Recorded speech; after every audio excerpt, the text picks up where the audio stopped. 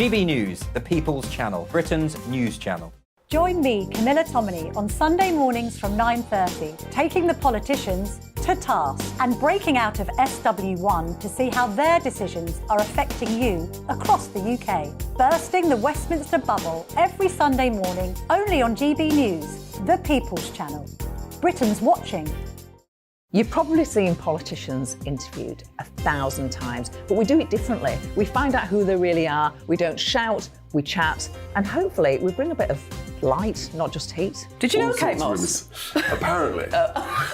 Do you have a pair of jeans or a pair of jeans?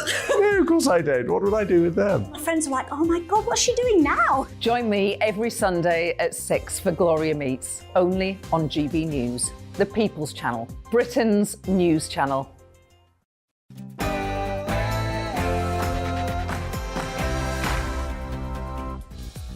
It's 9:30 on Thursday, the 18th of May. This is To The Point on GB News with Andrew Pearce and Bev Turner.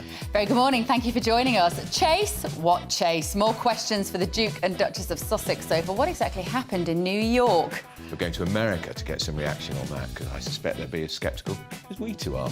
We're sorry, say the water companies, and so they should be, for pumping raw sewage into our rivers and sea. They're promising a £10 billion investment programme.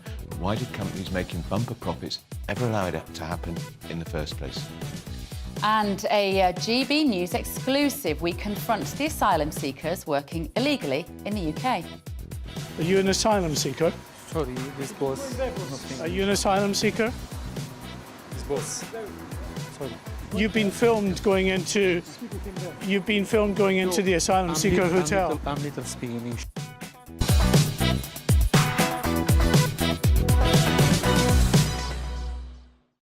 That's how Mark White, he's great, isn't he? He's brilliant. Mark will be here to talk about that, because a lot of you actually getting in touch and saying it's quite nice to see people working when they're here, but it is obviously quite a complicated issue. Let us know your thoughts. gbnews@gbnews.uk is the email address. But first of all, here is the news with Rhiannon Jones.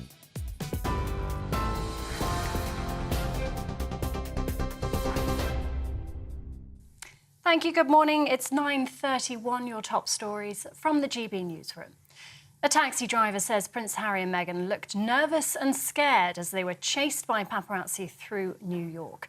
It follows claims the couple was involved in a near-catastrophic incident, which lasted over 2 hours after attending an awards ceremony on Tuesday night. The New York Police Department described the situation as challenging and said there were no injuries nor arrests. Taxi driver Chan Singh says he never felt they were in danger and wouldn't describe it as a chase. All of a sudden, paparazzis came out of nowhere and just started flashing, taking pictures, and and they didn't stop until the security got out and said, "Move, move, move." And then the garbage truck got out of the way, and the paparazzi were following the car. And Prince Harry and his wife and the other lady, they were nervous and they looked scared. Feelings were normal, but I'm sure their feelings were more intense, because his mom, Princess Diana, died in a crash running away from the paparazzis. So I think their emotions must have been higher. Japanese businesses have pledged to invest almost £18 billion in the UK, with Rishi Sunak describing it as a massive vote of confidence in the British economy. The Prime Minister's in Tokyo ahead of the G7 summit, where he's also expected to announce a deal with Japan on defence and security later. As part of the Hiroshima Accord, the UK will deploy a naval battle fleet in the Indo-Pacific in 2025 and double troop numbers in joint exercises.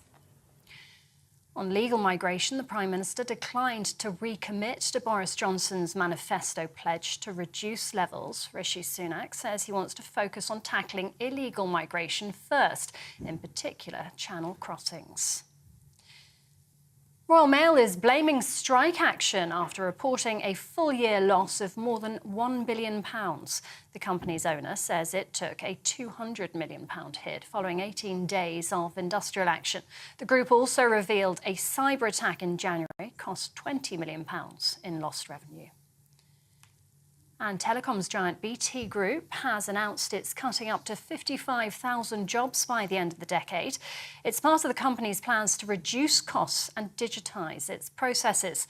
The BT Group, which employs around 130,000 people, wants to reduce the number of workers to 90,000.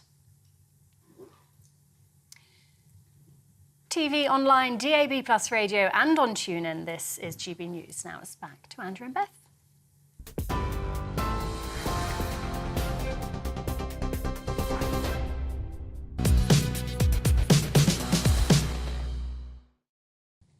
Good morning. Well, the big story. The Mayor of New York is a little sceptical, it seems, about the so-called 2-hour car chase across New York involving the Duke and Duchess of Sussex. The Harry spokesman said it was nearly a catastrophic crash. Look, everybody remembers what happened to his mother in the Paris underpass. Terrible. But isn't it a coincidence, Bev, that this was briefed out in the very week Harry's in court, or his people are in court in London because he wants armed protection here in Britain? Doesn't seem entirely coincidental. Also, I'm not sure how you can have an almost catastrophic crash. How can you know? Like, it's either catastrophic or isn't. Luckily, it wasn't, if such a thing did happen at all. Well, speaking last night, Mayor Eric Adams condemned the actions by the paparazzi as well, saying that they have been dangerous. You know, it's clear that the press, paparazzis, they want to get the right shot, they want to get the right story. But public safety must always be at the forefront of the briefing I received. 2 of our officers could have been injured.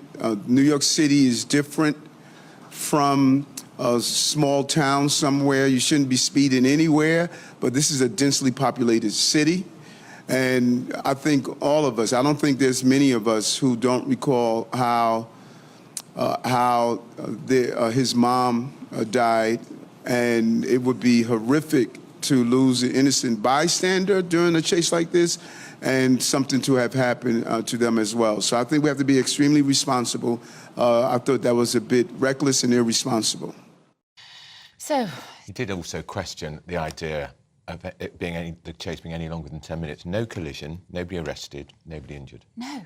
Well, I'm also not sure how you can get up to such speeds in New York City, where the traffic is pretty much bumper to bumper stationary most of the time. But joining us for more on this is Royal commentator Michael Cole. Good morning, Michael. Good morning, Beverley. Good morning, Andrew. Good morning. Of course, this evokes memories of the terrible events in the early hours of the 31st of August, 1997, something which is with me always and always will be. But on this occasion, and I said on this very channel yesterday, that the vital witness in all of this, the key witness, the one I would believe above everybody else, would be the taxi driver. And when the taxi driver was found, and you've shown him, but I think it's worth reading a quote from him. Sukhchan Singh, known to his buddies in New York as Sonny, he said, "I don't think I would call it a chase. I never felt I was in danger. It wasn't like a car chase in a movie. They were quiet and seemed scared, but it's New York. It's safe." And I think we can also place confidence in the words of His Honor the Mayor, Eric Adams, who incidentally is a former New York policeman. He said that the circumstances were challenging, but obviously there's a great gulf between challenging and nearly catastrophic. And as Beverley just said, they arrived at their destination safely, unlike the terrible events in Paris when Dodi was killed outright. Henri Paul never took another breath, and Diana died in those terrible, terrible circumstances. It took 101 minutes to get her to hospital, and she died a terrible death. But before that, of course, the paparazzi who'd pursued her were taking pictures of her with their motor drives going. And as her brother, Lord Spencer, said in his funeral eulogy, Diana, the huntress of classical mythology, became Diana the Hunted.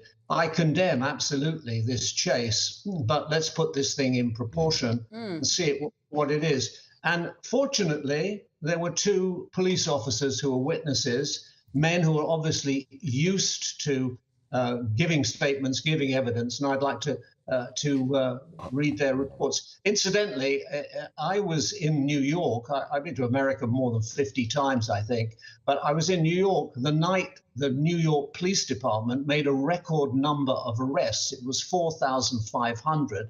That was the night of the animals in July 1977. Huge power blackout and a lot of looting went on. Now, NYPD, they don't mess about. Had there been behavior like this, a 2-hour car chase up and down the avenues and boulevards and streets of New York, arrests would have been made. And the former cop, who is the mayor, said no arrests, nothing to see here, more or less. And Michael, a police car actually accompanied Harry's official... There were 2 cars in Harry's group, and a police car accompanied him the whole time, so they had a bird's-eye view the whole time, which is why the mayor is able to say with great authority, sure, it was challenging, but nothing like as described by Harry's official spokesman. Yeah. And Andrew, the irony of all this is one of the reasons they gave for scooting first to Canada and then to California, their hilltop fortress there.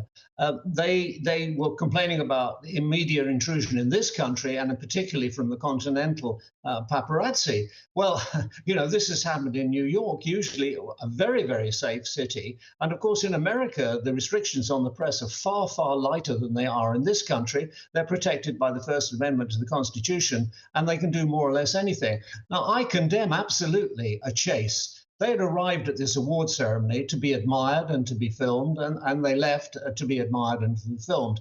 But they didn't want to be photographed. They shouldn't have been pursued in the way they are. I've written a piece in the June edition of the British Journalism Review, and I referred to these paparazzi people as thugs with cameras. And essentially, that's what it is. They're in pursuit of the people they're trying to photograph, but they're in pursuit of money. And there's no excuse of it.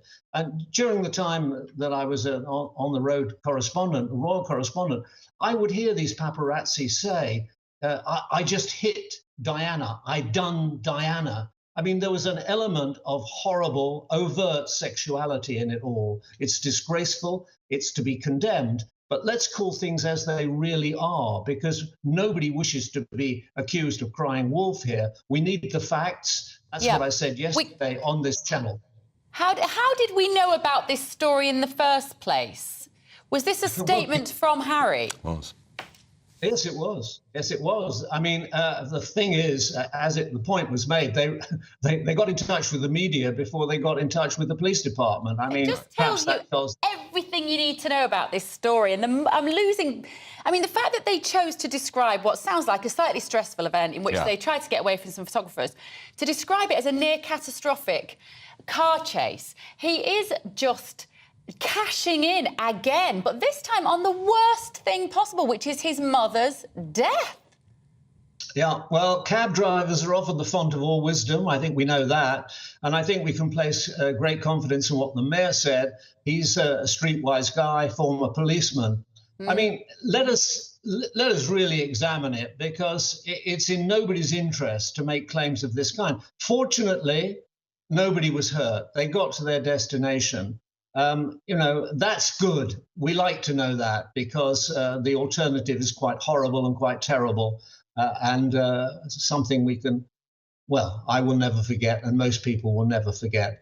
But we need to know the full truth of it. Fortunately, this channel, I was proud to be on it yesterday, because it pursued every single line as they came up, and in a period of 2 hours, the story changed, because you and I know, you know, Andrew, you know, Beverley, covering a big story, the initial reports change very, very rapidly as the further reports come in and completely change it in some instances. That happens all the time, and maybe that's happened here. So I think we want more information, and I think honest inquiry is required. Michael, I'll just make this one point. Of course, if, as you make the point, they went to America for their privacy, which they regularly invade, by the way, with their Netflix documentaries and Oprah interviews. But this chase could not have happened in Britain for the very simple reason there is a very serious code, the Independent Press Standards Organisation Code, and it says journalists must not engage in intimidation, harassment or persistent pursuit, which is... and there's none of those rules or guidelines in the United States. Harry was warned about that. It's the equivalent of the Wild West.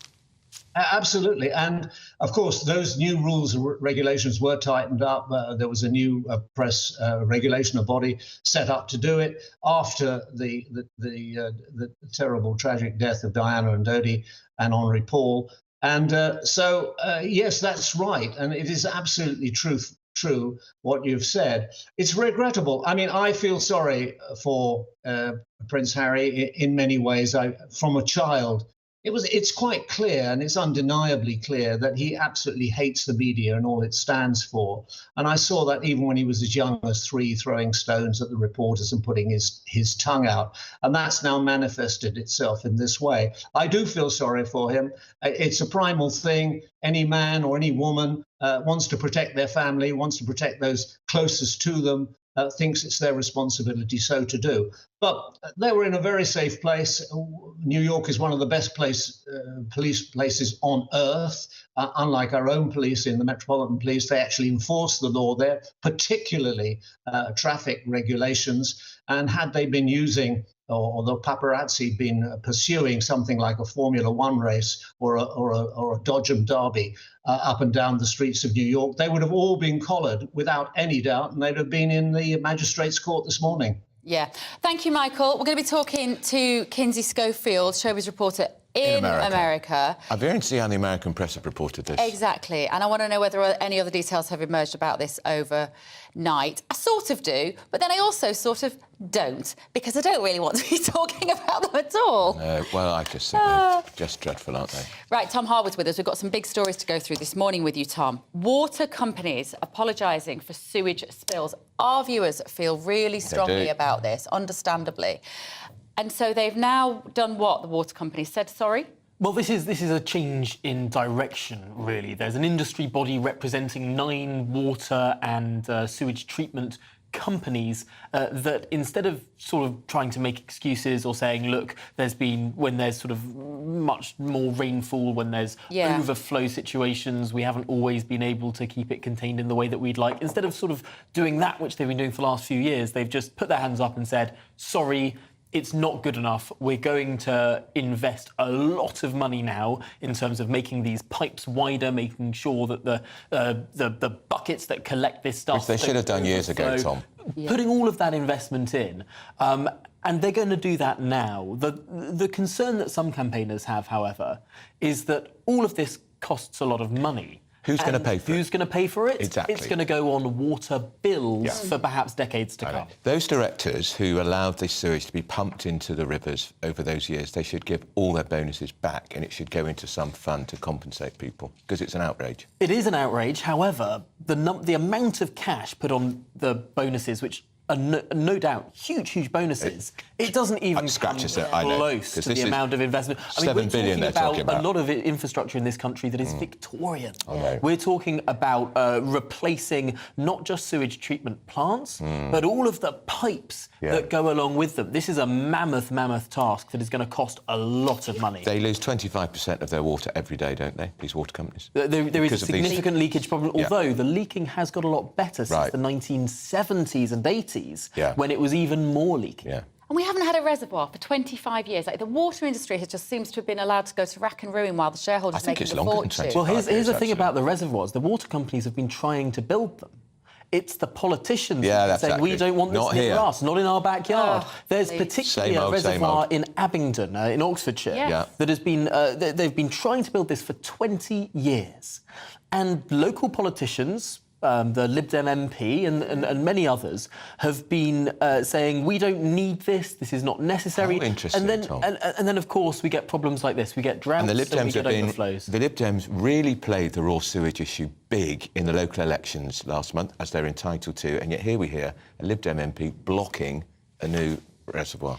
Extraordinary. Guess how many sewage spills in 2022 a day? Have a guess. How many would be happening around the country every day? I'm going to say 200, which is horrific. 824 a day. On average, of the sewage spills the Environmental Agency figures have shown. Why would anybody swim? Outrageous. It is outrageous. However, to provide some balance, what the water companies say is that monitoring is just on a different level now than it was even 10 or 20 years ago. So they were getting away with it. So there is the potential that this used to happen more without us knowing, and now with lots of with everyone with a camera in their pocket and also the Environment Agency having all of this monitoring now, perhaps this is a problem that has been longer in the making, but we're seeing more of it now. So the water companies on the one hand saying that this is a function of measuring it more, we're understanding where it is more and perhaps we can save it. But obviously we have seen population growth, we have seen creaking infrastructure, and no doubt there are some areas where this problem has materially got worse in recent years. We will talk to you about what's happening in Japan with the Prime Minister, but the front page of my own paper today, Tom, huge story. Now the Starmer mask slips on Brexit. Keir Starmer says he wants to go back to the Brexit deal, renegotiate it. This bloke's trying to unpick Brexit, isn't he? This was an extraordinary response to a specific question that was asked of Keir Starmer a number of times yesterday. And that's over this idea that electric cars might be hit by a tariff. Currently, the trade and cooperation agreement that was agreed means that there's 0 tariffs on cars that are made in the UK, but a car is not classed as being made in the UK if over 55% of its value comes from somewhere else. Now, because electric cars have a big battery as their main part of them, and we don't make those batteries in the UK at the moment. Not enough, anyway. Not by any sort of mass production scale. The electric cars could be classed as not British, and therefore they would have these tariffs slapped on next year. And that's a big worry of... Anyway, Keir Starmer was asked about this, and he says, instead of trying to sort this one issue, which is what the government is doing, bilateral talks at the moment, it seems that there'll be some sort of delay to these tariffs. Keir Starmer said, oh no, I want to reopen the entire agreement. And he started talking about lots of different areas, whether it's visas for musicians, whether it's cooperation on science and technology, whether it's Frontex, that border agency, all of these different elements. And it got a lot of people thinking, well, if we're going to reopen that wound once more, if we're going to start changing all of these different elements, number one, that's a bandwidth issue for government. If you're a new government coming in and you want to do lots of stuff, if you're going to clog everyone up with Brexit for a while, that is an issue. But the other question is, a lot of people around Keir Starmer, indeed Keir Starmer himself was the architect of the second referendum campaign.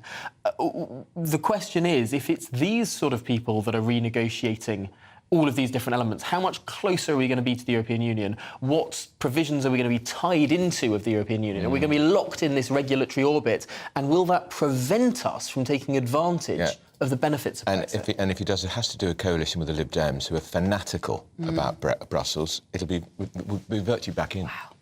Fascinating you did that early. Tom, we could have talked to you for a lot longer. You will be back later in the show, I know, but we've got to move on. A GBNews investigation has uncovered evidence of asylum seekers working illegally at a business in Hampshire. One official source told us that asylum seekers working when they shouldn't be is becoming a very significant issue. It's estimated that at least 1.2 million people are working in the black economy in towns and cities across the UK. An increasing number of those are asylum seekers, as our Home and Security editor Mark White found out.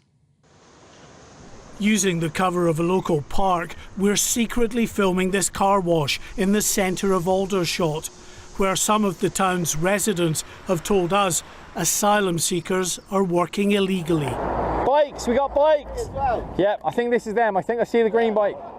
Over recent days, those locals have filmed and photographed a group of young men as they cycle between the car wash and this hotel about a mile away.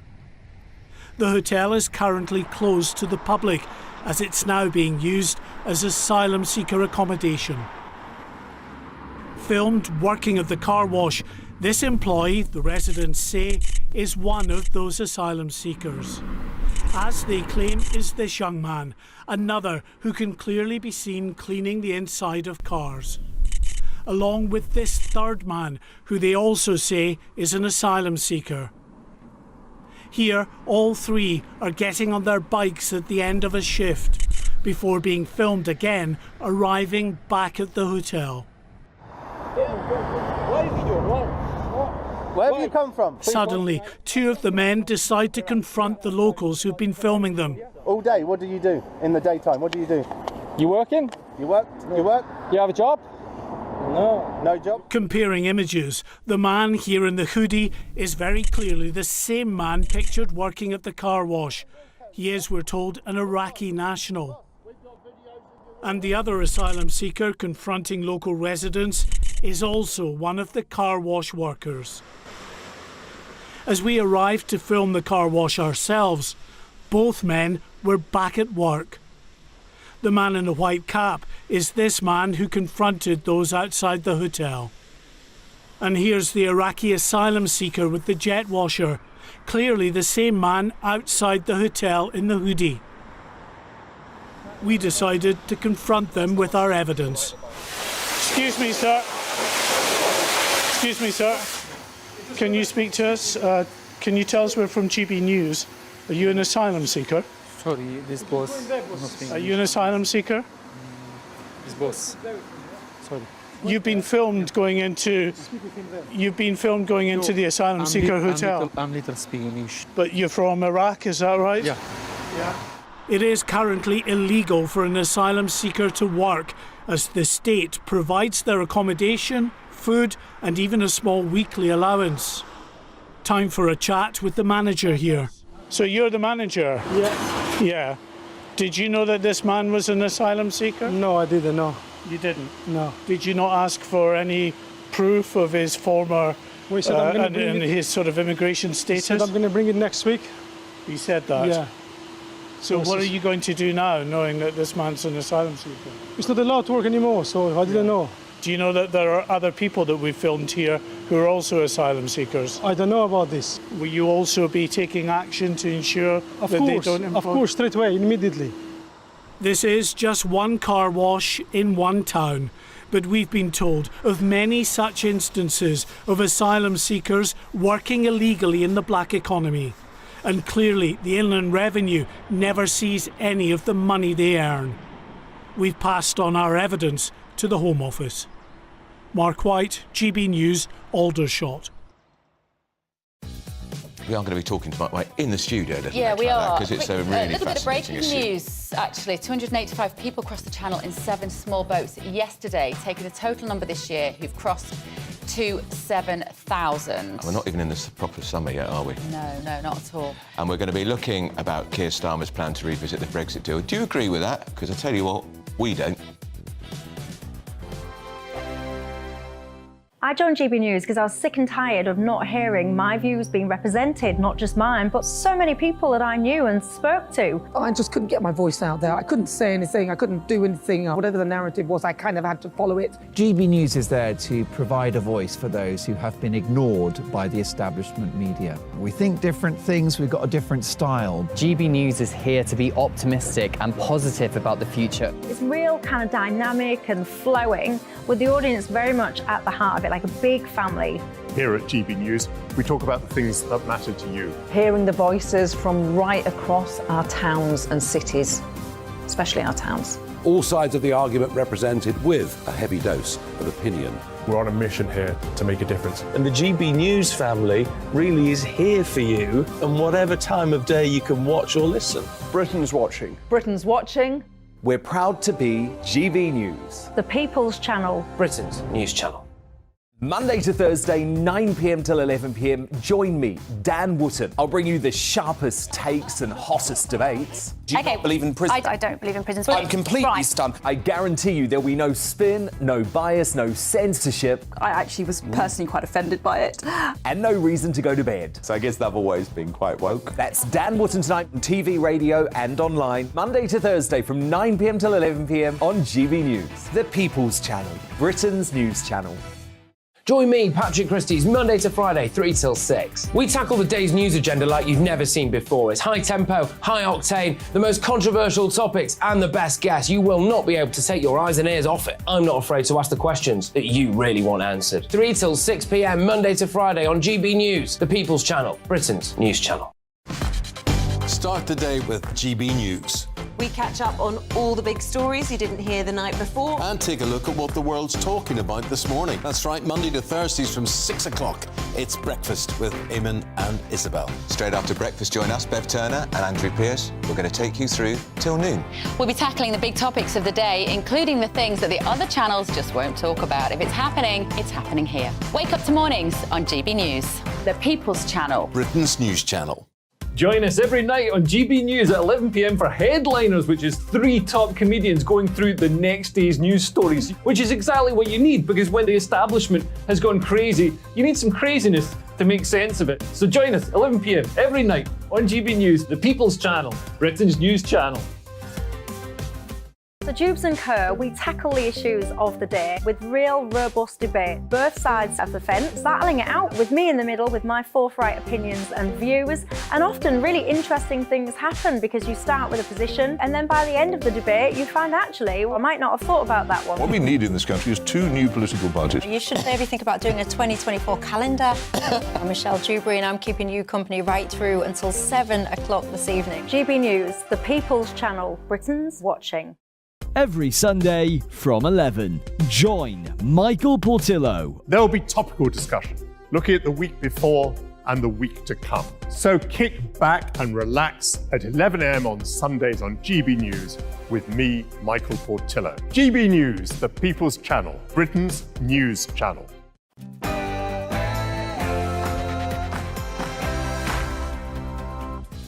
Good morning, it's 10 o'clock on Thursday the 18th of May. This is To The Point on GB News with Bev Turner and Andrew Pearce. Chase? What chase? More and more questions for the Duke and Duchess of Sussex over that statement of where they said they were involved nearly in a catastrophic 2-hour car chase in New York. 2 hours? Really? What a load of rubbish. We're sorry, say the water companies, for pumping raw sewage into our rivers and seas. They're promising a £10 billion investment programme, but why did companies making bumper profits ever allow this to happen in the first place? And a really strong GB News exclusive. We confront asylum seekers working illegally in the UK. It's that man, Mark White. Are you an asylum seeker? Sorry, this was... Are you an asylum seeker? This was... Sorry. You've been filmed going into the asylum seeker hotel. I'm little speaking English.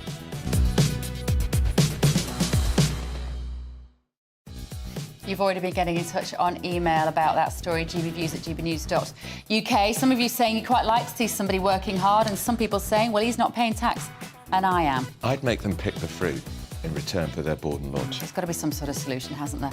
Lots more as well on top of all of that this morning, but first of all, here is your news with Rhiannon Jones.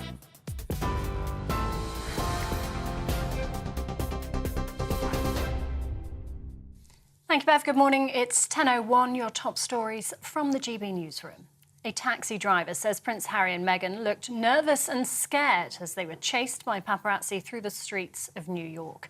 It follows claims the couple were involved in a near-catastrophic incident, which lasted over 2 hours after attending an awards ceremony on Tuesday night. The New York Police Department described the situation as challenging and said there were no injuries, nor were there any arrests. Taxi driver Sukhchan Singh says he never felt they were in danger and wouldn't describe it as a chase.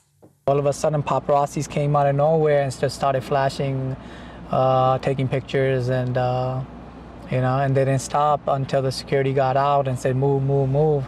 And then the garbage truck got out of the way and the paparazzi were following the car. And Prince Harry and his wife and the other lady, they were nervous and they looked scared. Feelings were normal, but I'm sure their feelings were more intense because his mom, Princess Diana, died in a crash running away from the paparazzis. So I think their emotions must have been higher. Japanese businesses have pledged to invest almost £18 billion in the UK, with Rishi Sunak describing it as a massive vote of confidence in the British economy. The Prime Minister, who's in Tokyo ahead of the G7 summit, is also expected to announce a deal with Japan on defence and security later. A part of the Hiroshima Accord, the UK will deploy a naval battle fleet in the Indo-Pacific in 2025 and double troop numbers in joint exercises. The Prime Minister also confirmed he's in talks with the EU about car makers' concerns on post-Brexit trade rules. It's after Stellantis warned thousands of British jobs will be at risk if the government fails to renegotiate the deal. Well, on this particular issue, it's something that car manufacturers across Europe, not just in the UK, have raised as a concern. And as a result of that, we are engaged in a dialogue with the EU about how we might address those concerns. When it comes to auto manufacturing more generally, I'm going to be meeting the CEO of Nissan later today. As you'll know, they've invested £1 billion in the northeast for electric vehicle manufacturing. Other Japanese leaders I'm meeting today, total investment of £18 billion into the UK. And part of that investment is coming because we've joined the CPTPP trade partnership. And on legal migration, the Prime Minister declined to recommit to Boris Johnson's manifesto pledge to reduce levels. Rishi Sunak says he wants to focus on tackling illegal migration first, in particular channel crossings. I'm working night and day to stop the boats. I've just come from a meeting of European leaders in Iceland, where I'm pleased that we've opened up negotiations with the EU to cooperate with their border agency, Frontex. That's a positive step forward. That intelligence sharing, that increased cooperation between our border agencies will help us tackle illegal migration, one of the many things we're doing to stop the boats. Royal Mail is blaming strike action after reporting a full-year loss of more than £1 billion. The company's owner says it took a £200 million hit following 18 days of industrial action. The group also revealed a cyber attack in January cost £20 million in lost revenue. And telecoms giant BT Group has announced it's cutting up to 55,000 jobs by the end of the decade. It's part of the company's plans to reduce costs and digitise its processes. The BT Group, which employs around 130,000 people, says it wants to rely on a much smaller workforce, and once its full fibre and 5G networks rolled out, it won't need as many staff. Around 18,000 households will receive £4 million in compensation after 2 energy suppliers were found to be overcharging customers. Ofgem says errors made by OVO and Good Energy meant some people were charged above the rate allowed under the energy price cap. The regulator says it's unacceptable and has urged suppliers to act with the utmost care and integrity. Water company bosses in England have apologised for failing to tackle sewage spills in rivers and beaches. Environment Agency figures earlier this year showed there were over 300,000 sewage spills last year, an average of more than 800 a day. Water UK has admitted more should have been done and says it will now invest £10 billion in overhauling the system in what's being described as the biggest modernisation of sewers since the Victorian era. It aims to cut overflows by up to 140,000 each year by 2030. Dramatic footage of an e-scooter exploding in someone's kitchen has been released to highlight the risks of charging the vehicles indoors. The London Fire Brigade published the video showing the moment the e-scooter caught fire while it was plugged into a power point. It says it's important to allow the scooters to cool down before recharging and to buy batteries from reputable sellers. Polling stations are open as voting begins for local government elections in Northern Ireland. More than 400 seats are up for grabs across 11 councils. It's the first electoral test for parties since last year's Assembly elections. And 4 children in Colombia have been found alive more than 2 weeks after their plane crashed in a jungle. 3 adults, including the pilot, died in the crash. But incredibly, the children aged between 11 months and 13 years escaped. The plane issued a Mayday alert due to engine failure in the early hours of May the 1st. The children made improvised shelters and ate fruit to survive. This is GB News. We'll bring you more as it happens. Now, though, it's back to Bev and Andrew.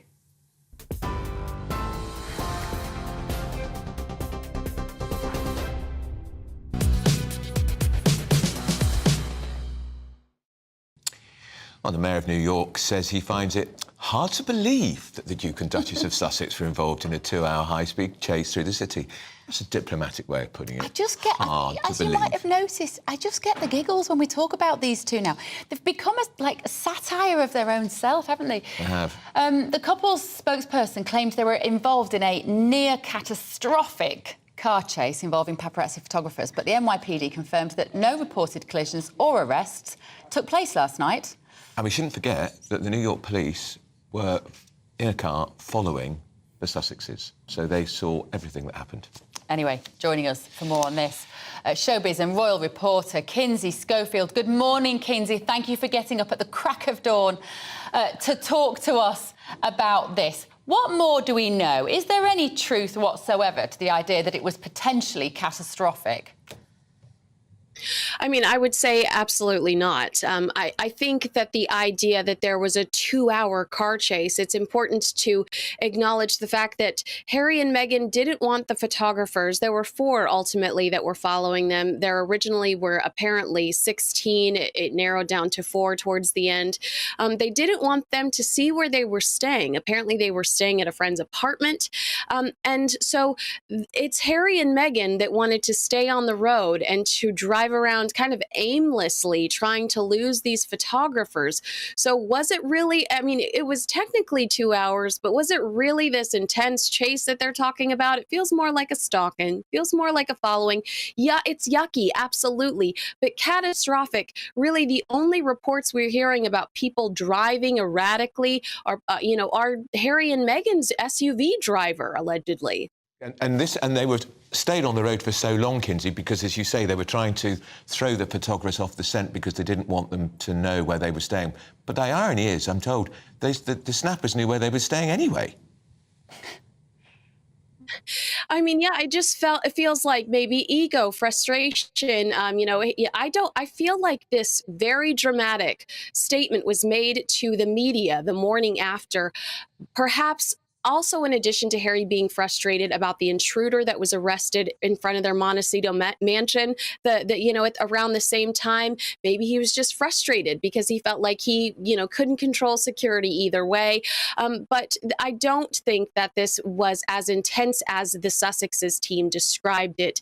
I do think it's so unfair to compare it to the death of Princess Diana, and you're seeing that so much in the media in the States, in the United States.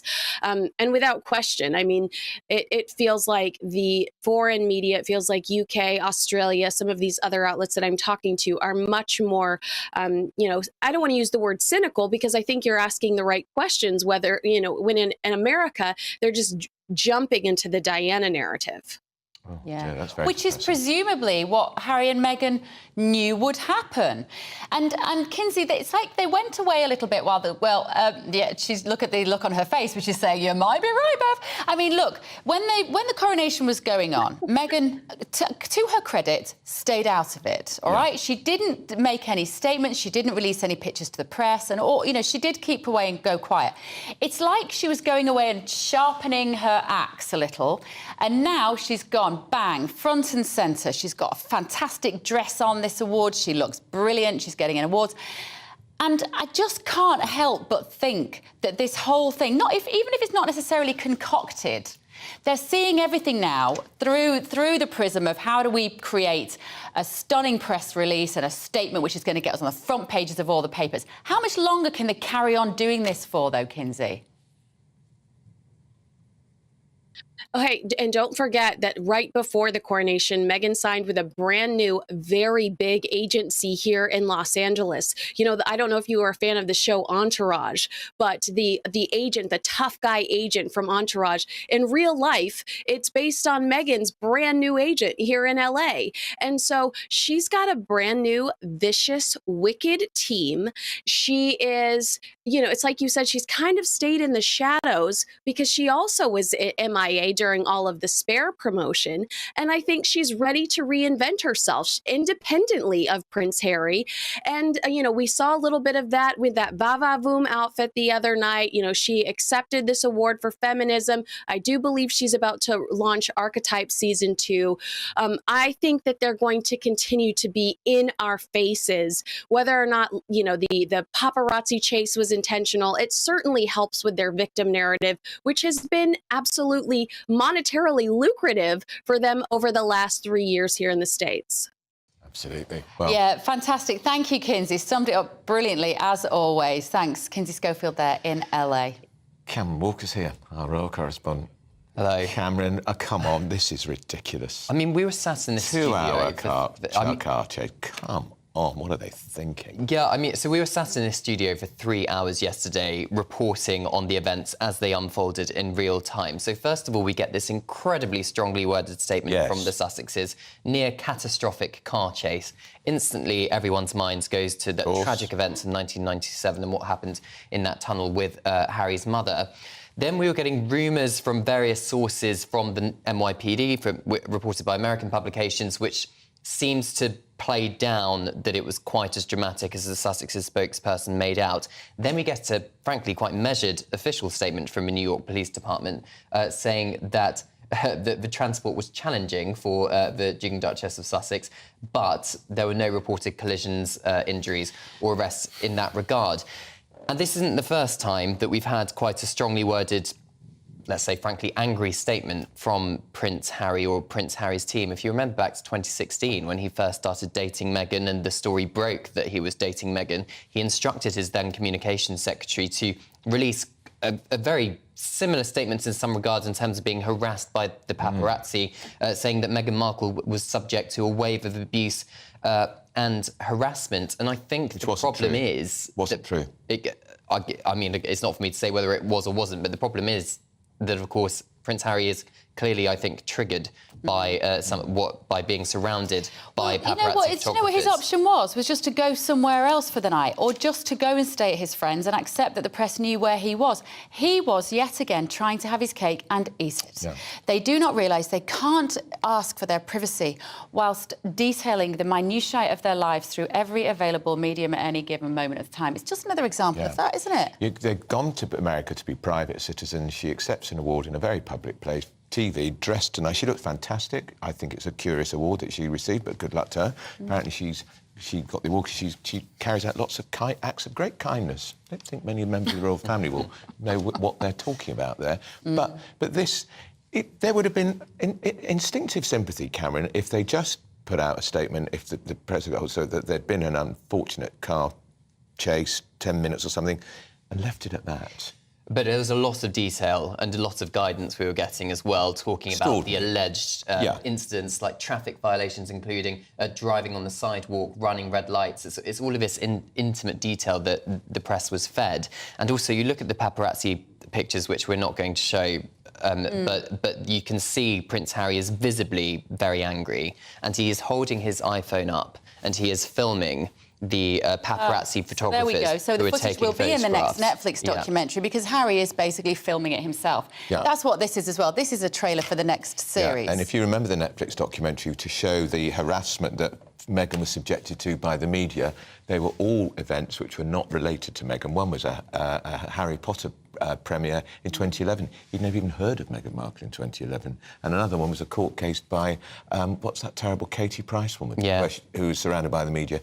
And the Netflix said, well, they were generic images. No, they were designed to create a completely different impression. Well, in the late Queen's words, recollections may vary, and I think we have seen a number of similar situations to this where perhaps there are two sides to each narrative. With Tom Harwood, I'm in a studio full of handsome men at the moment because Tom Harwood is here as well, and Andrew Pierce. She doesn't mean me. She does not mean me.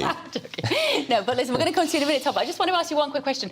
As a royal reporter, when you would next get a statement from the Sussexes, will you view it with a little more... Will you go and go, oh, here they are at it again? Because there's only so many times they can do this before they cry wolf. Well, I think whichever statement you get, you've got to take it at face value. But clearly, you've also got to question everything that is in it. But I do that with every member of the royal family, not just Harry and Meghan. But we will become fatigued to it, won't we? We automatically sort of roll our eyes now. You tended to assume, when you got a statement from Buckingham Palace, that they'd be telling the truth. Yeah, you would. Yes, good point, you would. You would. And also, back in 2016, I think perhaps the media were a lot more sympathetic to Prince Harry's statement about Meghan Markle's alleged abuse. A near-catastrophic car incident means somebody's in hospital but they haven't died. That's what near-catastrophic... Nobody injured, nobody arrested. My husband got hit off his bike in America. That was a near-catastrophic accident because he was in a coma. He lived. That's what a near-catastrophic, near-fatal accident is. Not going and sitting in someone's house for 10 minutes because you're trying to lose the press. Cameron, thank you. I'll have calmed down by the time you come back in the next hour. Tom is here talking of handsome people. Tom Harwood. What are all these compliments this morning? What am I doing? Bev was not. I did have a haircut yesterday. Right. That's it. Very nice. Maybe I need one every week. I don't know. What's happening with these water companies? Well, today we've got a statement from one of these groups representing a number of water companies. And it's a different sort of statement from the refrain that we've heard over the last few years. Because time and time again, we've heard these companies say, well, actually, we're doing this and we're doing that, and it's not as bad as you read, and please forgive us, and blah, blah, blah. This time, they're just saying sorry. They're not trying to make any excuses. They're saying sorry, and they're announcing they're going to spend a lot of money fixing this stuff. Customers' money. Customers' money. There's a sting in the tail, though. Yeah. This big investment that's coming now will be paid for in decades to come through higher water bills. And they're already high anyway, aren't they? They are. They're historically high. And it's quite. The statement was put out by this water industry body, and I noticed Water UK, which is run by a woman called Ruth Kelly, who was a cabinet minister under Tony Blair. She was pretty appalling, actually, as cabinet ministers go. She was the Equalities Minister, who did not agree in any view of same-sex couples being in a civil partnership or same-sex. People forget that the Labour Party in the 2010 election was opposed to equal marriage. It was actually David Cameron that really led the charge. And look, she's a woman of integrity, but that's what she was remembered for. So. You were saying, Bev, earlier, how many instances of sewage? 824 sewage spills a day in 2022. And this, I thought what you said before, Tom, was really interesting about the fact that this has basically been going on for a long time. But now that people have mobile phones, now that the media have caught up on it, now that we've got these very vivid images of beautiful blue Cornish sea being polluted with raw sewage, it's actually caught up on them. They are going to launch an online hub next year, giving the public almost live information on overflows in the states of rivers and coastal waters. So if you're fancying a swim next year and you think, can I go into the Thames near Teddington Lock? Well, you'll know whether there's been a load of poo. And one of the issues, Tom, was that it was cheaper for them to chuck sewage in the rivers and get fined because the fines were less... The fines were very, very small. Compared to the cost of disposing of the waste properly. Completely. And one of the reasons why that is... I mean, these fines were often tens of thousands of pounds. Pathetic. Should be millions. But the cost of rerouting our entire sewage network in the United Kingdom, that's tens of billions of pounds. It's a huge amount of money. And this is one of the problems that we are now faced with. There is going to be a lot of investment, a lot of roads ripped up, a lot of new pipes put in. There's going to be a lot of disruption as a result of this. And it's going to cost a lot of money. And that does mean higher bills in the future. Can we talk about Keir Starmer and Brexit, Tom? I think this story, I mean, it's the front page of the Daily Mail. Certainly is. But, Andrew Pearce is wrecking the place. He's dropped his cup of tea. He's got that irate as a result of this story. Keir flipping Starmer. Send in the kitchen roll. Oh, hang on, look, I've got a packet of tissues. There you go. That's when we have very emotional You carry on with the conversation, like and I'll just clean up. I was really surprised when I saw that he'd said this. What a controversial thing to say when we're 18 months out of the election, because what you can read into this is that he might reverse Brexit. In the week as well, Tom, when he's told us he wants EU citizens living here uniquely to get a vote in the general election, which you couldn't do if we were living in Germany, France, Italy, in any other EU country. Yes, and it has raised a number of questions as to what the Labour Party's view is here. It must be said that the question that was asked of Keir Starmer yesterday was about car tariffs, the potential for these car tariffs coming in because cars that are made that are electric cars might not have enough of the United Kingdom bit of them to count there and therefore as UK cars. Because it has to be 45%, doesn't it, of equipment, of parts of those cars made in this country? That's the Trade and Cooperation Agreement that was signed under Boris Johnson means zero tariffs and zero quotas for British goods going into the EU and EU goods going into the UK. The question is what counts as a British good? And so if there's too many foreign components of these cars and electric cars because the big batteries are mostly imported and the batteries are so much in terms of the value of the car, that could tip them into be counted as non-UK and therefore get these tariffs. So it's a complicated issue. It's something that the government is working through with the EU right now. The Trade and Business Secretary has had meetings with the Commission. Officials are meeting about this. It's likely there'll be some sort of side agreement on this. But in response to this question, Keir Starmer said he wants to reopen, not just to do a little side agreement, but to reopen the entirety of the trade and cooperation agreement and all of its different elements. Your heart sinks at the thought of it. It has... Unless you're a Remainer, in which case you're going to vote for him. Well, explicitly said yesterday by Sir Keir Starmer was he wants a closer relationship with the EU. Yeah. Now, I think that it's unlikely that means going to more meetings and doing more collaboratively. A closer relationship with the EU sounds like closer within their regulatory orbit. Less decision-making from the UK, less ability to say, we're going to do this stuff differently. In fact, the benefits of Brexit that are yet to be realised, the thousands of EU laws that we're still applying voluntarily in this country that we have yet to get rid of, the benefits of getting rid of those will be harder to achieve if we're locked into that regulatory orbit. That's why they've got to get rid of them quick. And that was the argument of Jacob Rees-Mogg. That's why he wanted that deadline at the end of this year to get rid of all of those laws, because if another government comes along, they might lock them in. There'll be some anxiety in the Labour High Command that whether this is a good strategy. In a way, he just needs to keep his mouth shut. And that's what he's been doing for a long time. But every time he seems to open his mouth now, Tom, he's setting his cause back. He is, indeed, and a Conservative spokesman said this yesterday, that Sir Keir Starmer wants to rig British elections so EU nationals can vote for the British government. It's obvious why. He wants to reopen Brexit, hand power back to Brussels and surrender to uncontrolled, unlimited immigration. That's a line from the Tory press office yesterday in response to this story. It's going to be the campaign message the whole way to the election. Will be the campaign message, particularly in the Red Wolf. He's just handed the Conservative Party a massive stick to beat him with over Brexit. Yeah. And they will do so. They've screwed up Brexit in many ways, of course, the Tories, but this guy is going to unpick it. Anyway, we've got some cleaning to do. We need to go to the break, I think. Now, honestly, can't take you anywhere, Piss. We are talking about kids are vaping. But That's we've right. had this conversation more than ever before. Yeah. And what are parents doing to stop this? Well, you know, I know you feel very strongly about this at home. We're going to be finding out the numbers, the latest numbers on the number of children who are vaping. This is To The Point on GB News. I joined GB News because I was sick and tired of not hearing my views being represented, not just mine, but so many people that I knew and spoke to. I just couldn't get my voice out there. I couldn't say anything. I couldn't do anything. Whatever the narrative was, I kind of had to follow it. GB News is there to provide a voice for those who have been ignored by the establishment media. We think different things, we've got a different style. GB News is here to be optimistic and positive about the future. It's real kind of dynamic and flowing, with the audience very much at the heart of it, like a big family.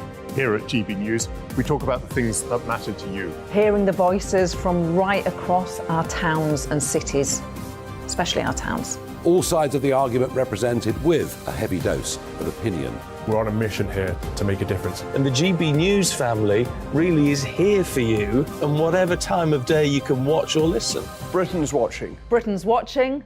We're proud to be GB News. The People's Channel. Britain's news channel.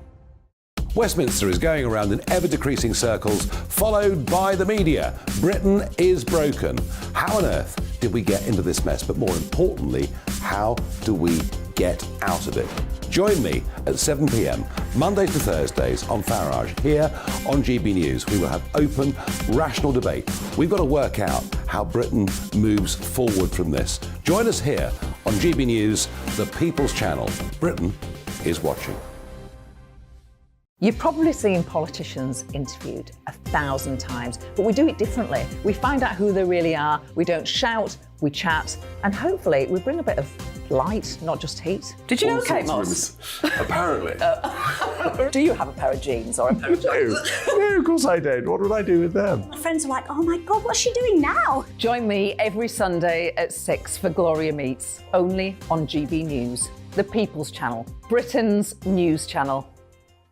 I'm Simon Evans. Join me on GB News for Headliners at 11 p.m. What's the scoop? I'll be joined by two of the country's top comedians. That's right. As we take a look at tomorrow's newspapers tonight. We're going to get into trouble. If it's a big story, we'll be covering it. Spill some tea on him. There we go. But we'll also have some fun. I wouldn't stick up a bank. My father didn't love me. So anyway. Headliners every night from 11 on GB News, the People's Channel, Britain's news channel. Monday to Thursday, 9 p.m. till 11 p.m. Join me, Dan Wootton. I'll bring you the sharpest takes and hottest debates. Do you not believe in prison? I don't believe in prisons. I'm completely stunned. I guarantee you there'll be no spin, no bias, no censorship. I actually was personally quite offended by it. And no reason to go to bed. So I guess they've always been quite woke. That's Dan Wootton tonight on TV, radio and online. Monday to Thursday from 9 p.m. till 11 p.m. on GB News. The People's Channel, Britain's news channel. 28 with you to the point on GB News with Andrew Pearce and Bev Turner. Now, new figures suggest there's been a 50% rise in children vaping. Now, disposable vapes are bought at corner shops. They appear to be the e-cigarette of choice among youngsters. Let's talk now to journalist Julie Cook. Good morning, Julie. You've got a dog in this fight. You've got teenage boys, at least one, I think, haven't you, that you caught vaping. How much of a problem is this for parents? Well, Bev, good morning. I'm really, really angry and furious to hear these statistics today. I don't know about you, but I just think it's absolutely appalling. My son, yes, you're right, he's 14 and I caught him vaping about 6 months ago. Stubbed that one out, pardon the pun, stopped that in its tracks because I was absolutely furious. But I am worried because every other corner you look on, there are teenagers and children as young as 11 vaping. And I know I came on before on your show and spoke to the chief, I think, officer of the vaping, I don't know, industry or something like that. And he was saying they're completely safe. And I just disagree. I think if they were safe, they would be allowed for people under 18, which they're not. But number two, I think it's a very cynical marketing, obviously at children with the pink and bright green, packaging and the bubblegum flavours. I'm absolutely appalled that this is still going on. I mean, if you pass these vaping shops, Julie, they are like sweet shops. And it's almost designed to lure children in, and I've seen many children in there. And this report shows 11 to 17-year-olds, 11-year-olds are vaping. And there's been an increase of nearly 12% in 11-year-olds trying vaping. Yeah, it's absolutely absurd that we're not doing more about it. I really am stunned that our government isn't up in arms over this. As you say, 11-year-olds, it's not even teenagers now, it's children who, as you rightly say, go into what they think is almost a sweet shop because of all the beautiful colours. I mean, I don't know about you, but people who say that these are aimed at existing older smokers to stop, I really don't believe that. I don't know any 50-year-old ex-hardened smokers who are in the market for a bright pink bubblegum vape. I think it's complete lies, complete tosh. It's aimed at kids. And to get them young, you keep them. That's the point, isn't it, Bev? Yeah, Sorry, isn't it? It is. It is, Julie. I mean, I think there's a few questions that always spring to mind when I'm talking to my kids, 12, 14 and 19, and they all have not personal experience of vaping, don't know about the 19-year-old, but the little two know, but they do know their friends are vaping. And when you say to them, why are they doing it? They just say they like it. Now, what is it about our young people today that they are needing to have a nicotine hit? Because the nicotine they get from these vapes is actually more than they're getting from cigarettes, because cigarettes are quite hard on the lungs. They don't taste nice. The vapes taste of strawberries. They can puff away on them. The parents can't smell them. They can do it in the school toilets. They can do it on the bus because you can't smell anything. Why do you think, Julie, is there a problem with how our kids must be feeling that they need this high? It might well be, yes. I mean, back in my day, it was alcohol. Everyone was drinking way too much of that. And we had the whole Alco-Pops scandal, wasn't there, where they were deliberately aiming Alco-Pops at young children. But nowadays, I think it's almost the sort of vice of choice of young people. And as you say, maybe it's stress, maybe it's exam worries, maybe it's peer pressure. And as you say, you can get away with it because you can't smell it. You can tuck it away and hide it. You don't smell in your hair or your hands of smoking. So it's a really hidden problem. And yet, on the other hand, it's so obvious. It's on every street corner and no one seems to be up in arms about it. I think the government missed a trick here, because this has all been allowed to be pushed through and it's making the vape companies a huge amount of money. I think we've got to go to the news. But thank you, Julie. Julie Cook there, journalist. But I was just going to say, I think they should always have only ever been on prescription for people trying to cut. And remember, stop fags smoking. in your corner shop are hidden from view. Vapes are not. Yeah. They were introduced as a medicinal product to stop people smoking great. We thought this was a brilliant idea, and they've morphed into something much more pernicious. Certainly is. Still to come. Online therapy is I being needed that offered. this morning. Being offered as a way out for patients dealing with the backlog of waiting times. But will it work? We'll find out after the headlines with Rhiannon Jones.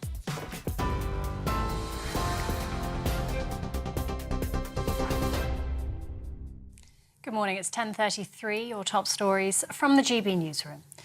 A taxi driver says Prince Harry and Meghan looked nervous and scared as they were chased by paparazzi through the streets of New York. It follows claims the couple was involved in a near-catastrophic incident, which lasted over 2 hours after attending an awards ceremony on Tuesday night.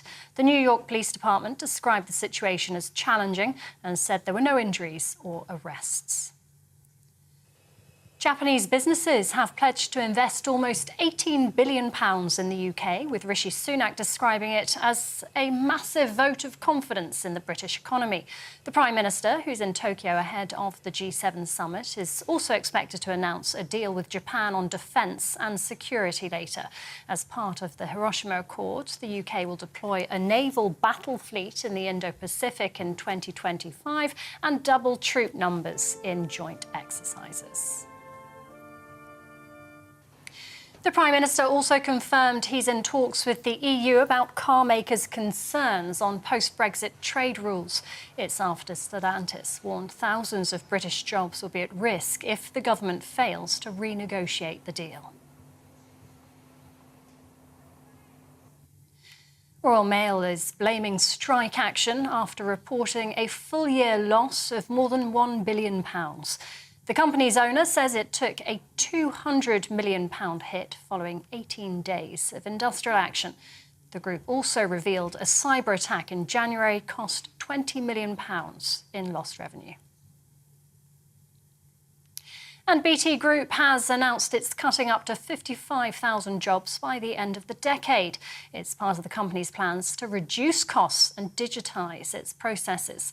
The telecoms giant, which employs around 130,000 people, says it wants to rely on a much smaller workforce. And once its full fibre and 5G network is rolled out, it won't need as many staff. TV online, DAB+ radio and on TuneIn, this is GB News.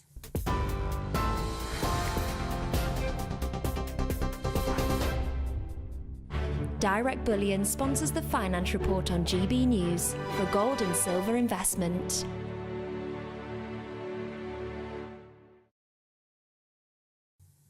Here's a quick snapshot of today's markets. The pound will buy you $1.2436 and €1.1501. The price of gold is £1,589.36 per ounce, and the FTSE 100 is at 7,766 points. Direct Bullion sponsors the Finance Report on GB News, investments that matter. Monday to Thursday nights on GB News. At 6, it's Dubes & Co. 7 o'clock, Farage. At 8, join Jacob Rees-Mogg. And at 9, Dan Wootton Tonight, followed by Headliners. On TV, radio and online. This is GB News.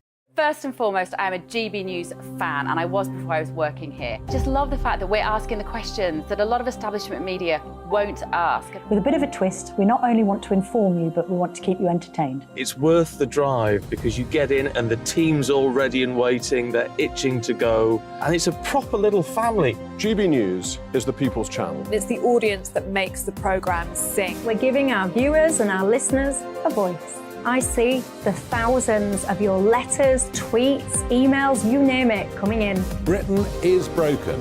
How on earth did we get into this mess? But more importantly, how do we get out of it? The establishment had their chance. Now we're here to represent you. It's time for something different. It's time for GB News. I'm very patriotic. I believe in Britain. Our best days lie ahead. Britain's watching. Britain's watching. Join us here on GB News. The people's channel. Britain's news channel.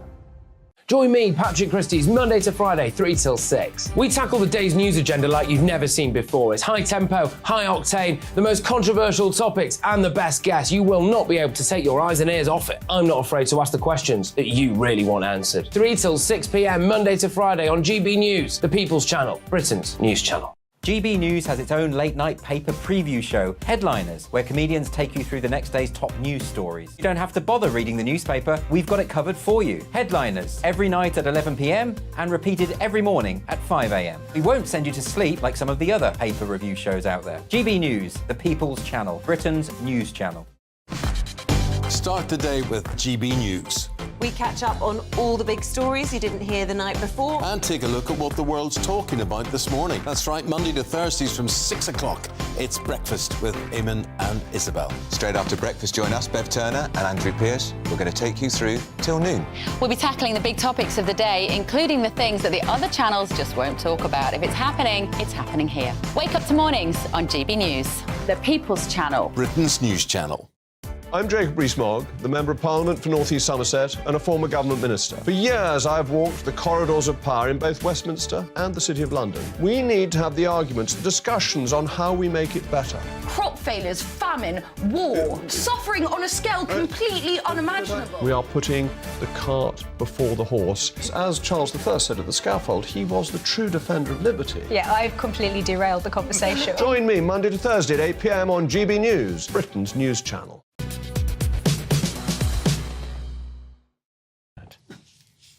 It's 10:38. This is To The Point on GB News with Andrew Pearce and Bev Turner. People suffering from anxiety and depression are facing long waiting times for treatment as the NHS buckles under the weight of demand.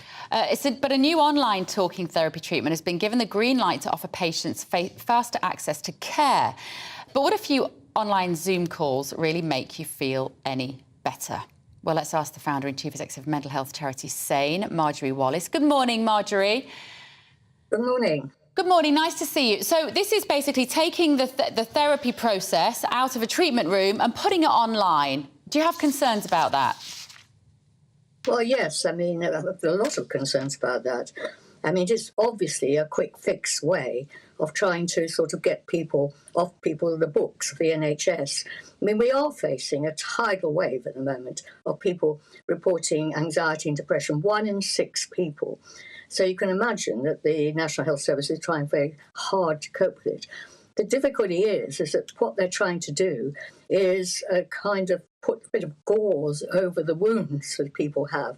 And there's not much evidence that lasts long term. There are some people who can really benefit, because they may be quite nerdy, they may be able to get onto the apps, they may be able to actually access them. It's very difficult because only a few GPs have bought into these new apps, and it's very random as to whether or not you get referred. You can't refer yourself.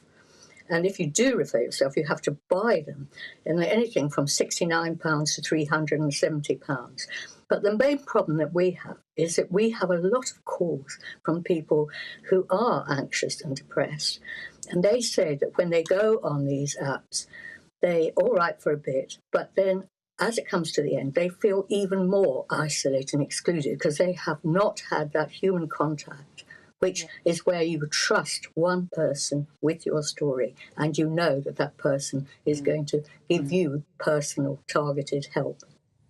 So really what you'd like to see is more funding for more therapists in person via the NHS being recruited. Why haven't we got more numbers? Is it a problem of finding actual therapists? Well, the whole of the psychiatric services, you probably again and again, I've been saying this over the years, but they are actually in breakdown. The workforce is just simply not there. People are leaving. There aren't enough psychiatric nurses, let alone consultants, and there are not enough counsellors or experienced enough counsellors. And so it's really, what we really need to be doing is building up this workforce. At the moment, using this digital form of communication is really, and to our minds, a diversion. It's a little bit better than the crisis lines. We tried out the crisis lines because we run ourselves at SANE, a crisis line. But the ones that people are given on the NHS, people ring up in desperate distress and they say, well, why don't you have a bath, go for a walk, stroke a cat? And they ring us absolutely crushed and demeaned that their very serious mental pain isn't being taken seriously. No. And so this may be a slight step up. But again, it's quite chilly, isn't it? Quite cold, just looking at a screen. And even if you do get videos of other people who've suffered depression, anxiety, it's not the same as being with a person that you feel you can feel safe with. Yeah, and confide in.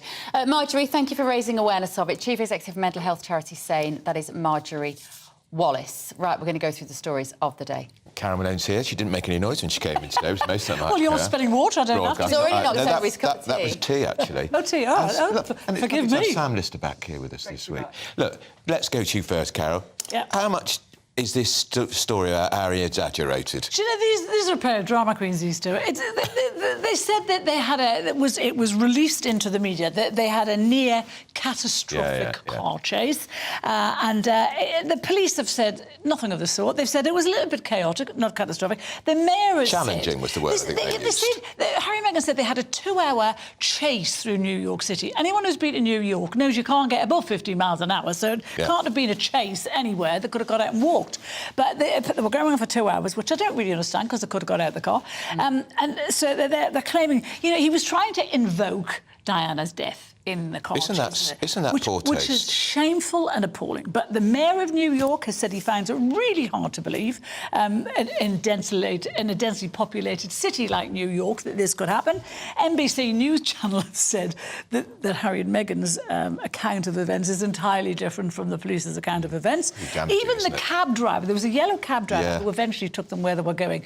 He said he was never in danger at all. He said, this is New York. He said this was just like a kind of a safe journey. So the pair of them are just exaggerating this. And it's funny that it hits the media at a time when Harry is in court here in London, moaning about the fact that Met Police won't put their life, he can't pay for Met Police to put their lives on the line for him.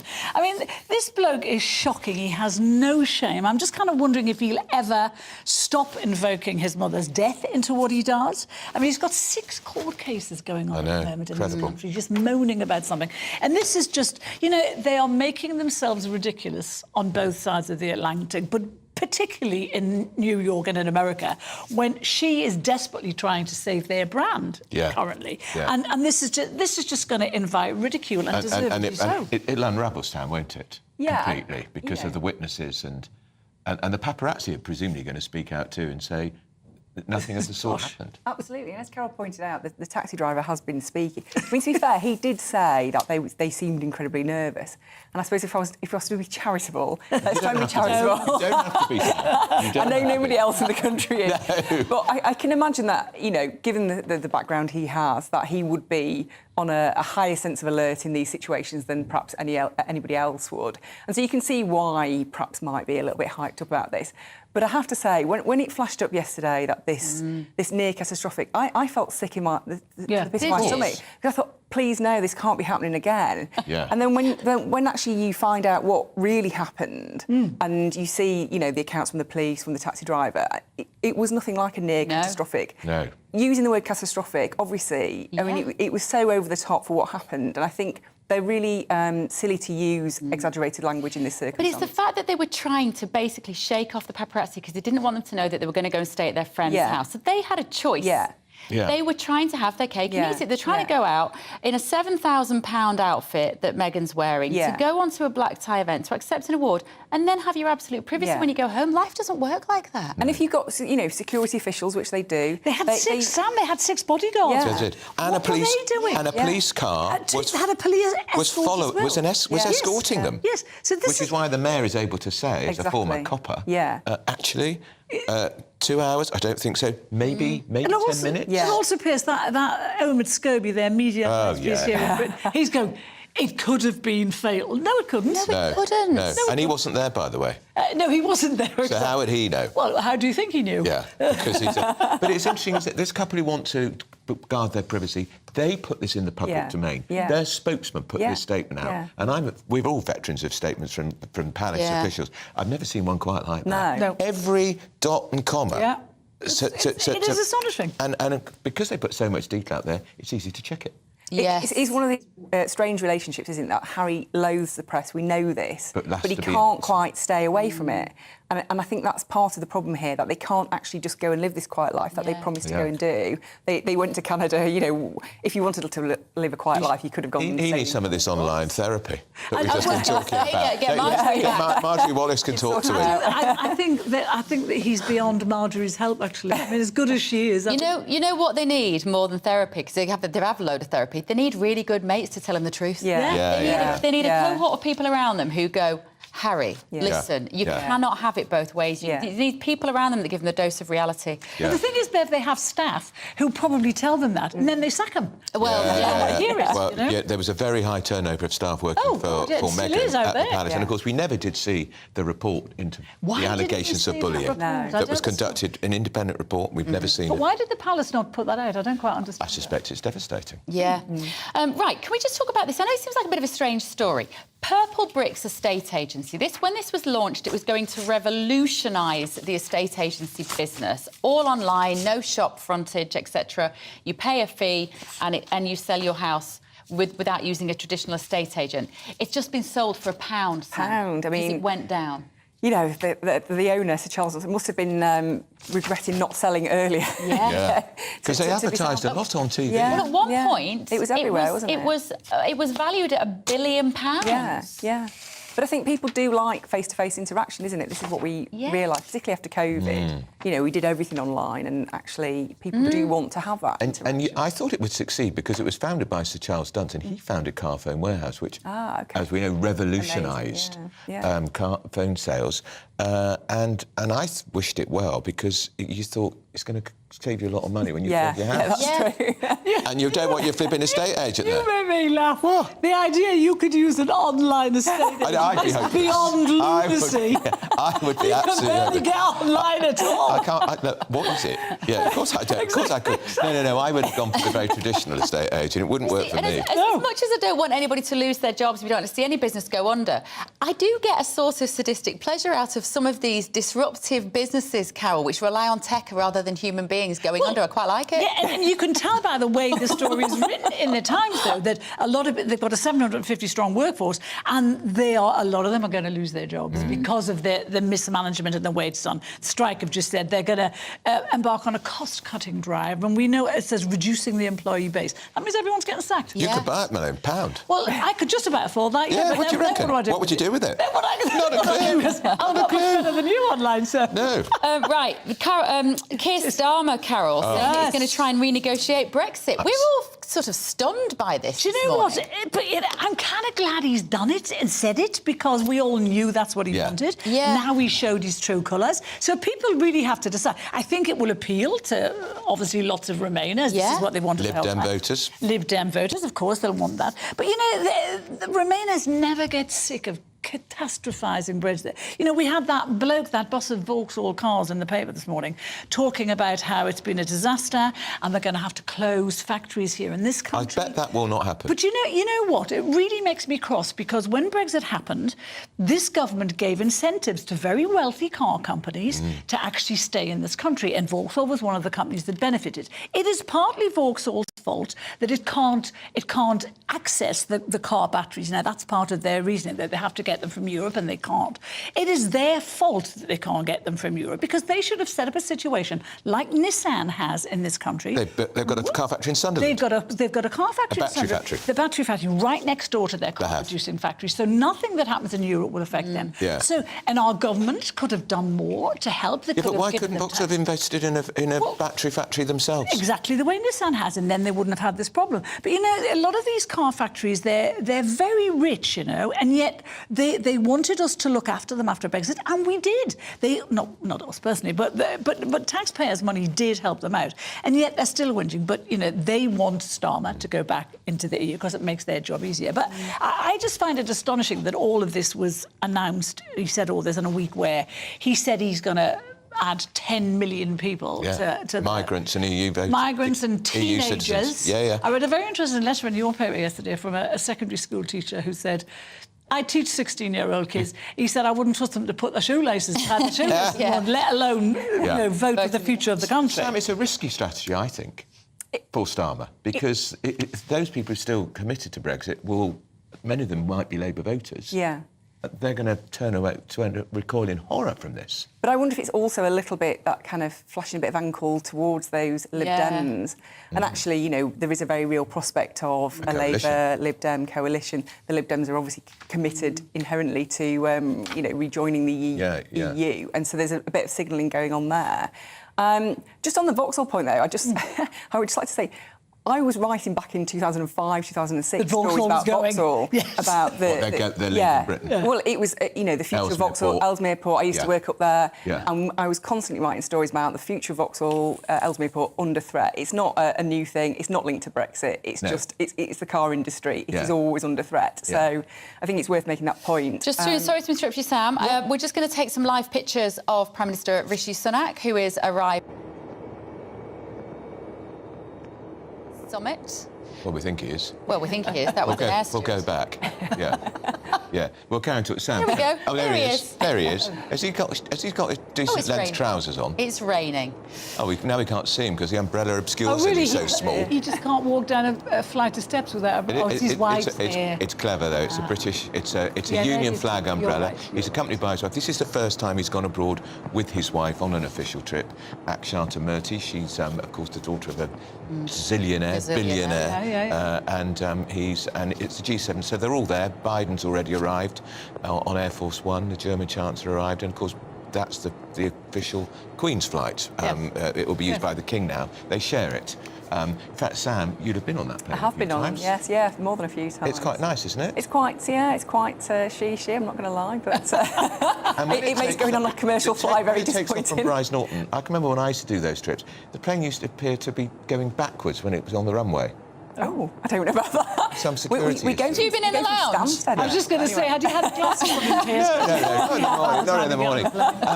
So this is him burnishing his credentials on the international stage, isn't he? Yeah, and actually Rishi Sunak, he really enjoys being on the international stage. I went to cover his visit to Bali not long after he became Prime Minister, and he very much felt comfortable. He enjoyed talking to Biden, he enjoyed talking to other world leaders. He's a man who likes to be on that Did you get much time in Bali? I may have had a little bit of downtime, may have Very had a quick swim in the sea, I'm not going to lie. Could be worse places to go for a political journalist, Sam Lister. Bali. Very nice. I worked very hard, Andrew. I'm sure you did. But I was saying to Sam, Beverley, these trips are very useful for journalists because you get alongside the officials, and the officials are the people who make things tick, make things happen, and that may be, of course, where you might get your stories from. Indeed, and you also get quite a lot of time with the Prime Minister, and informal time just to find out what he really thinks about things, and they are very, very useful trips. And my colleague Martin Brown is out there now. He's sending us lots of copy.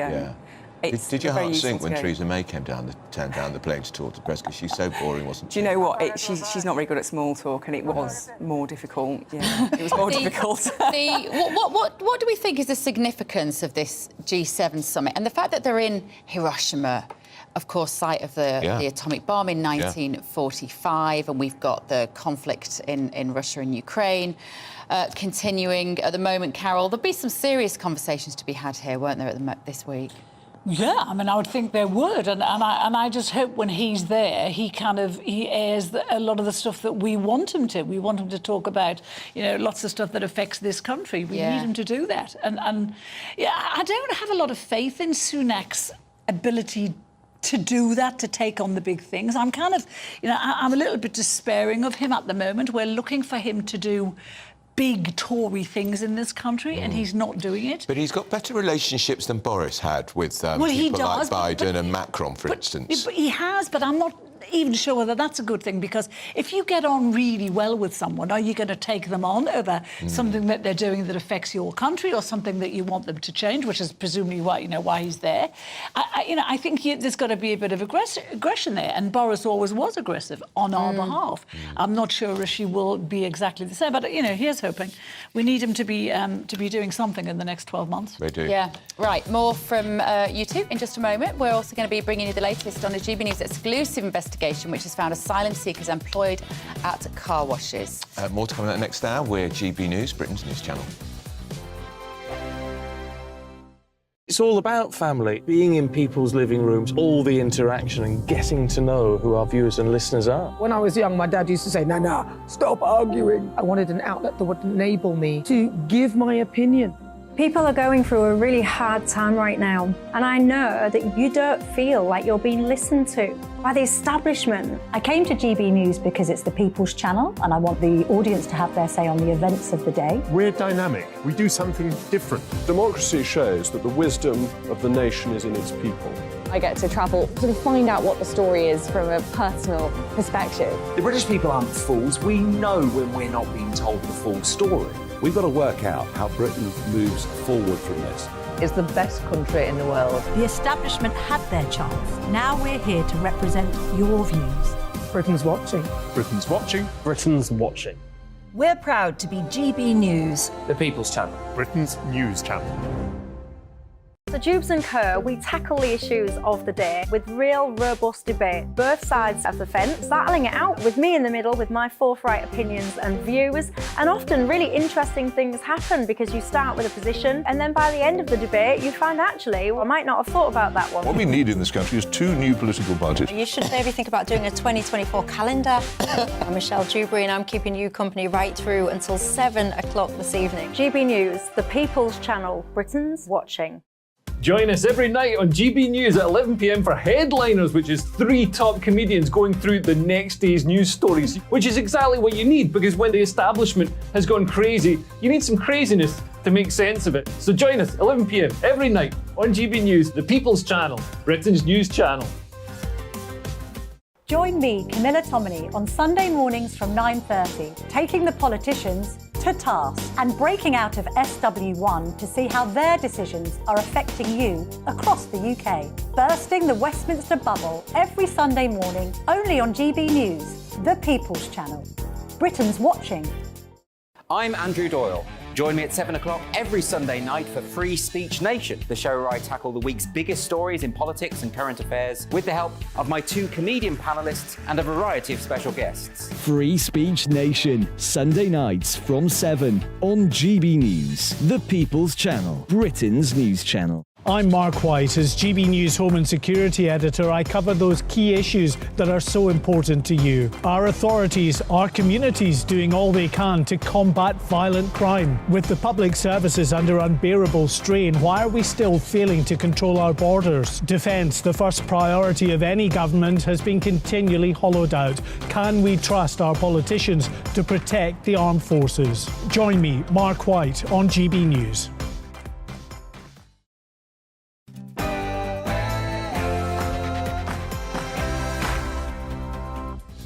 It's 11 o'clock on Thursday, the 18th of May. This is To The Point on GB News with Bev Turner and Andrew Pierce. And more questions for the Duke and Duchess of Sussex. What really happened on that so-called car chase in New York? Was it really 2 hours? We don't think so. 1 million people have cancelled their broadband because of the cost of living pressures. Our economics editor Liam Halligan will be here to discuss the digital divide that this might cause across society. And a GB News exclusive, and it's a very good one, we confront the asylum seekers working illegally in the UK. Are you an asylum seeker? Sorry, this boss. Are you an asylum seeker? This boss. Sorry.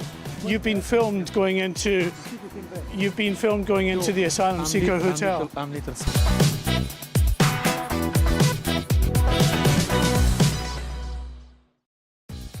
I put them to work in the fields, picking the fruit I know lots of in people return for their board and lodge. Mixed feelings about that. We're going to be talking to Mark. That gentleman, I think, was Iraqi. Obviously, not paying taxes. That's what a lot of you are annoyed about, understandably. gbviews@gbnews.uk is the email address. Do let us know your thoughts. But first of all, here's your latest news with Rhiannon Jones.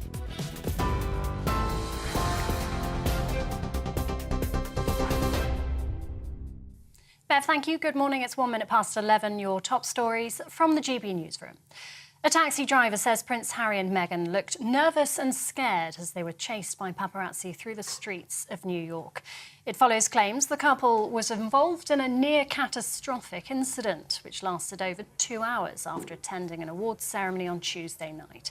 The New York Police Department described the situation as challenging and said there were no injuries or arrests. Taxi driver Sukhchan Singh says he never felt they were in danger and wouldn't describe it as a chase. All of a sudden, paparazzis came out of nowhere and just started flashing, taking pictures, and and they didn't stop until the security got out and said, "Move, move, move," and then the garbage truck got out of the way, and the paparazzi were following the car, and Prince Harry and his wife and the other lady, they were nervous and they looked scared. Feelings were normal, but I'm sure their feelings were more intense because his mom, Princess Diana, died in a crash running away from the paparazzis. So I think their emotions must have been higher. Japanese businesses have pledged to invest almost £18 billion in the UK, with Rishi Sunak describing it as a massive vote of confidence in the British economy. The Prime Minister, who's now arrived in Hiroshima for the G7 summit, is also expected to announce a deal with Japan on defence and security. As part of an accord, the UK will deploy a naval battle fleet in the Indo-Pacific in 2025 and double troop numbers for joint exercises. The Prime Minister also confirmed he's in talks with the EU about car makers' concerns on post-Brexit trade rules. It's after Stellantis warned thousands of British jobs will be at risk if the government fails to renegotiate the deal. Well, on this particular issue, it's something that car manufacturers across Europe, not just in the UK, have raised as a concern. And as a result of that, we are engaged in a dialogue with the EU about how we might address those concerns. When it comes to auto manufacturing more generally, I'm going to be meeting the CEO of Nissan later today. As you'll know, they've invested £1 billion in the northeast for electric vehicle manufacturing.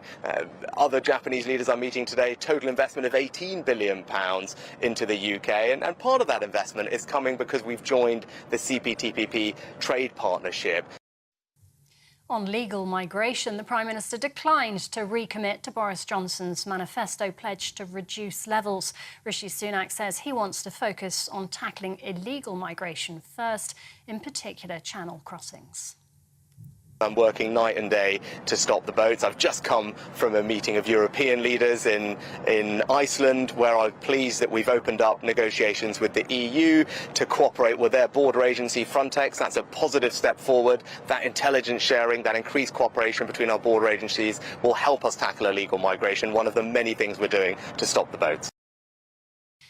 Royal Mail is blaming strike action after reporting a full-year loss of more than £1 billion. The company's owner says it took a £200 million hit following 18 days of industrial action.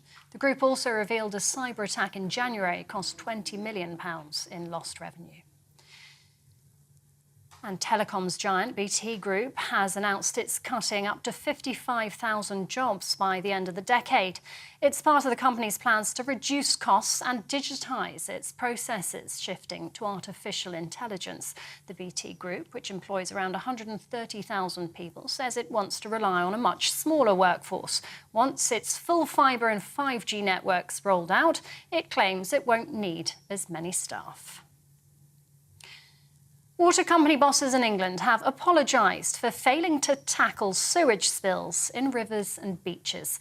Environment Agency figures earlier this year showed there were over 300,000 sewage spills last year, an average of more than 800 a day. What's being described as the biggest modernisation of sewers since the Victorian era, it aims to cut overflows by up to 140,000 each year by 2030. Dramatic footage of an e-scooter exploding in someone's kitchen has been released to highlight the risks of charging the vehicles indoors. The London Fire Brigade published the video showing the moment the e-scooter caught fire while it was plugged into a power point. It says it's important to allow the scooters to cool down before recharging and to buy batteries from reputable sellers. Polling stations are open as voting begins for local government elections in Northern Ireland. More than 400 seats are up for grabs across 11 councils. It's the first electoral test for parties since last year's Assembly elections. And a British man has set a world record travelling to all 7 wonders of the world in less than 7 days. Jamie MacDonald started his trip at the Great Wall of China and finished at Chichen Itza in Mexico. The journey, which took him to Jordan, Rome and Rio de Janeiro, was completed in 6 days, 16 hours and 14 minutes. The 36-year-old from Gloucester travelled nearly 23,000 miles using various modes of transport. This is GB News. We'll bring you more as it happens now, though. It's back to Andrew and Beth.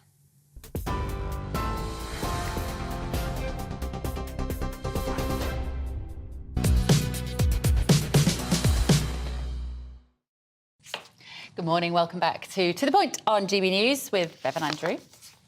Lots of news and views. Yeah, you've all been getting in touch. This car wash story, the film we've been showing that Mark White did of asylum seekers working cash in hand illegally. Mark says it will be shut down if it should be shut down if it employs illegal people. The owners are to blame.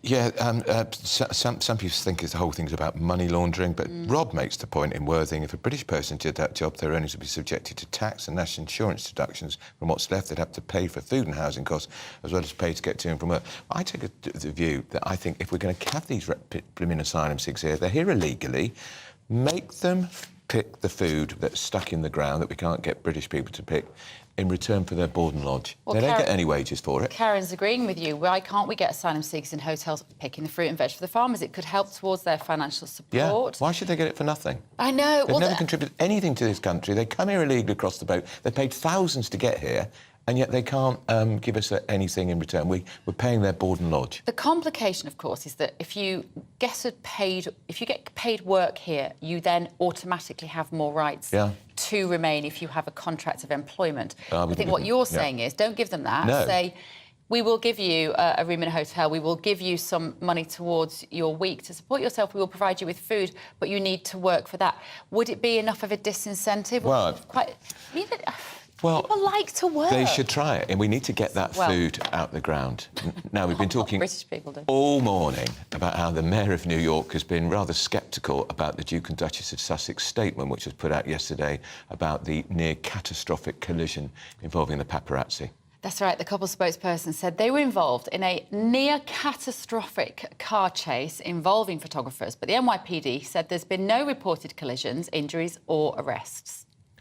Been in more positive news this morning. The Princess of Wales, don't you love her? She's making a visit to one of her favourite charities. It's the Anna Freud National Centre for Children and Families. Our royal correspondent Cameron Walker is live at the centre now to tell us all about it. Good morning, Cameron. You've hot-footed it from the studio down there to see Kate. We call her the Princess of Wales. That still jars a little, doesn't it, when we talk about Kate? What's she doing? Yes, Bev. Well, of course, this is the first time we have seen the Princess of Wales since Harry and Meghan released that statement, or their spokesperson did, alleging a near-catastrophic car chase in New York. Kensington Palace, we did ask yesterday, are not commenting on that particular incident. It's also understood that no member of the royal family has been in contact with Harry and Meghan following that incident. They seem to be very much keep calm and carrying on, which is exactly what the Princess of Wales is doing here today at the Anna Freud charity. It's got 70 years of experience of bringing together under one roof different scientific experts, all trying to bridge the gap, trying to close the gap between mental health provision and the needs of young people. It's a theme we've seen the Princess of Wales tackle, really, since she married into the royal family back in 2011. She's been patron of this particular charity since 2019, and it's all part of Mental Health Awareness Week, which is happening this week. It's the second engagement the Princess of Wales has done to do with mental health and particularly young people. So she's going to be joining a few roundtable discussions here today, but she's also going to be taking part in activities with a group of secondary school students supported by the Anna Freud charity here in central London, because the theme of this year's Mental Health Awareness Week is anxiety. So it's all going to be talking about that. Interestingly, the CEO of the Anna Freud Foundation, whose name is Peter Fonagy, he is actually on the advisory panel for the Princess of Wales for her Centre for Early Childhood, her Shaping Us campaign, because the Princess believes, backed up by scientific research, that the first 5 years of a child's life is crucial when it comes to life chances and mental health development as you develop later on in life. So in other words, if you have a poor start in life, chances are you're going to have mental health problems and addiction issues perhaps later on in life. So that is exactly what they are trying to tackle today, but I think it is very much a theme we're going to see the Princess of Wales continue with in the years ahead. OK, thank you, Cameron. Cameron Walker there at the Anna Freud Centre. I'm sure we'll get some pictures of the Princess of Wales looking just gorgeous I've soon. had a really interesting email from John Presley, who says that he saw the images of Harry and Meghan in the taxi. They weren't wearing their seatbelts. Who's John Presley? One of our viewers. Oh, no, is he? yeah, a GB News viewer. Yeah, Oh, he's thanks, John. emailed in, so very important, John, because, of course, she wasn't wearing her seatbelt. I mean, if that's proven to be the case, if they didn't have seatbelts on in the back of the car during this near-catastrophic high-speed car chase, that puts a very different complexion on it, doesn't it? Yeah. OK, GB News investigation has uncovered evidence of asylum seekers working illegally at a business in Hampshire. Our Home Security editor, Mark White, has this excellent exclusive report. Using the cover of a local park, we're secretly filming this car wash in the centre of Aldershot, where some of the town's residents have told us asylum seekers are working illegally. Bikes, we got bikes! Yep, I think this is them. I think I see the green bike. Over recent days, those locals have filmed and photographed a group of young men as they cycle between the car wash and this hotel about a mile away. The hotel is currently closed to the public as it's now being used as asylum seeker accommodation. Filmed working at the car wash, this employee, the residents say, is one of those asylum seekers. As they claim is this young man, another who can clearly be seen cleaning the inside of cars. Along with this third man, who they also say is an asylum seeker. Here, all three are getting on their bikes at the end of a shift, before being filmed again, arriving back at the hotel. Where have you come from? Suddenly, two of the men decide to confront the locals who've been filming them. All day, what do you do in the daytime? What do you do? You working? You work? You work? You have a job? No. No job? Comparing images, the man here in the hoodie is very clearly the same man pictured working at the car wash. He is, we're told, an Iraqi national. And the other asylum seeker confronting local residents is also one of the car wash workers. As we arrived to film the car wash ourselves, both men were back at work. The man in the white cap is this man who confronted those outside the hotel. And here's the Iraqi asylum seeker with the jet washer, clearly the same man outside the hotel in the hoodie. We decided to confront them with our evidence. Excuse me, sir. Excuse me, sir. Can you speak to us? Can you tell us we're from GB News? Are you an asylum seeker? Sorry, this boss not speaking. Are you an asylum seeker? This boss. Sorry. You've been filmed going into. You've been filmed going into the asylum seeker hotel. I'm little speaking English. But you're from Iraq, is that right? Yeah. Yeah. It is currently illegal for an asylum seeker to work, as the state provides their accommodation, food, and even a small weekly allowance. Time for a chat with the manager here. So you're the manager? Yeah. Yeah. Did you know that this man was an asylum seeker? No, I didn't know. You didn't? No. Did you not ask for any proof of his former and his sort of immigration status? He said I'm going to bring it next week. He said that? Yeah. So what are you going to do now, knowing that this man's an asylum seeker? He's not allowed to work anymore, so I didn't know.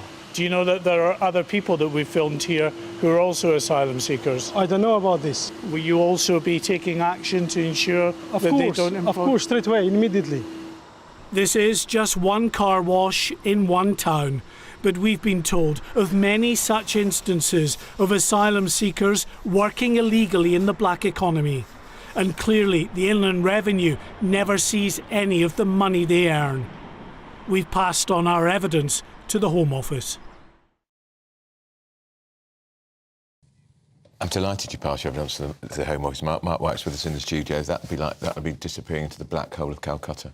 Well, I think to be fair to the Home Office, they have, through their Immigration Enforcement Division, carried out very significant numbers of raids in businesses across the UK. More than 4,000 businesses were raided last year because of intelligence they had that people were working there illegally. So effectively, foreign nationals in this country who shouldn't be here and are in employment. Now, the Conservative estimates put actually the number of people working in the black economy at 1.2 million people.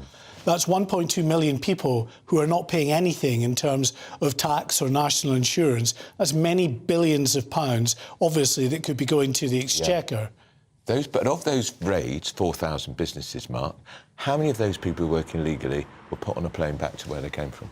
Well, we know that there is a big hold-up in all of the processes to either get asylum claims processed or indeed return people who've been either refused asylum or who've been found to be working here illegally. They do it in, the small thousands each year. Illegal immigrants are sent back on planes to their own country, but nowhere near the numbers that they need to deal with what is a growing backlog. Mark, I'm really torn by this, and I know that some of our viewers are as well, because to see somebody leaving their accommodation in the morning, going and doing what's not a pleasant job, physically quite hard, washing cars all day, going back to his place of work, his place of residence in the evening. I want to see that more than I want to see people just sat in that hotel room all day, watching Netflix and getting a handout from the state. Yeah, but the fact is they're still getting a handout from the state. Yeah. They're getting their hotel accommodation, their food paid, all of their legal services and, other health-related advice and anything else they want, and even getting a small weekly allowance in some cases as well. Now, what the government would say with regard to that, there is a legitimate debate to be had. We're paying more than £6 million a day to house and feed these people. So should they be put into work? Well, the government argues, and they do have perhaps a persuasive point, that if you do that, it's a very significant pull factor, because their assertion is that the vast majority of people who are coming across in these small boats to the UK are not people who are actually fleeing a war or imminent threat to their life, but they're actually coming, they're leaving horrible situations in their own countries, but they're coming as economic migrants. So if you're effectively saying, the mantra at the moment is, you cross illegally, we're going to deport you. If that mantra becomes, you cross illegally, we'll give you a job. But what if they say, Mark, we'll put you in this hotel accommodation and you get your food, but you're going to go and pick the fruit in the field and you're not getting paid for it? That's pro quo for the hotel accommodation and the grub. I think that is a very good point, and one that perhaps in this whole issue that maybe needs to be a bit more nuanced is worth exploring.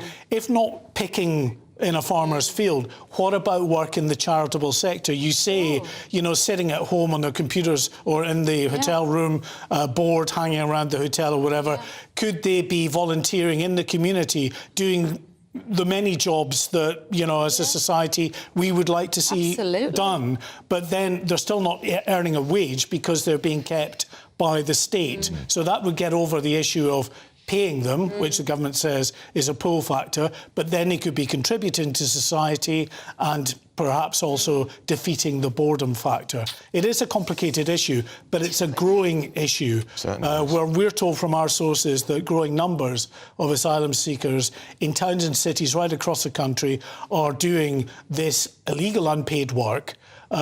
Yes, in car washes, but also in places like, deliveries. Deliveries in the gig economy, people that are knocking on your door with your pizza may well be people who are working illegally.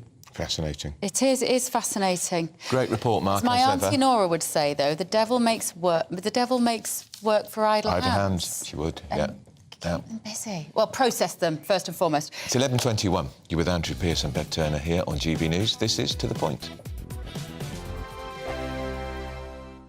I I joined GB News because I was sick and tired of not hearing my views being represented, not just mine, but so many people that I knew and spoke to. I just couldn't get my voice out there. I couldn't say anything. I couldn't do anything. Whatever the narrative was, I kind of had to follow it. GB News is there to provide a voice for those who have been ignored by the establishment media. We think different things, we've got a different style. GB News is here to be optimistic and positive about the future. It's real kind of dynamic and flowing, with the audience very much at the heart of it, like a big family.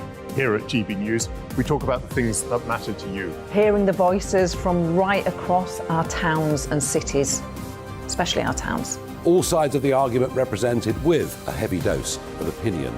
We're on a mission here to make a difference. And the GB News family really is here for you, and whatever time of day you can watch or listen. Britain's watching. Britain's watching. We're proud to be GB News. The People's Channel. Britain's news channel.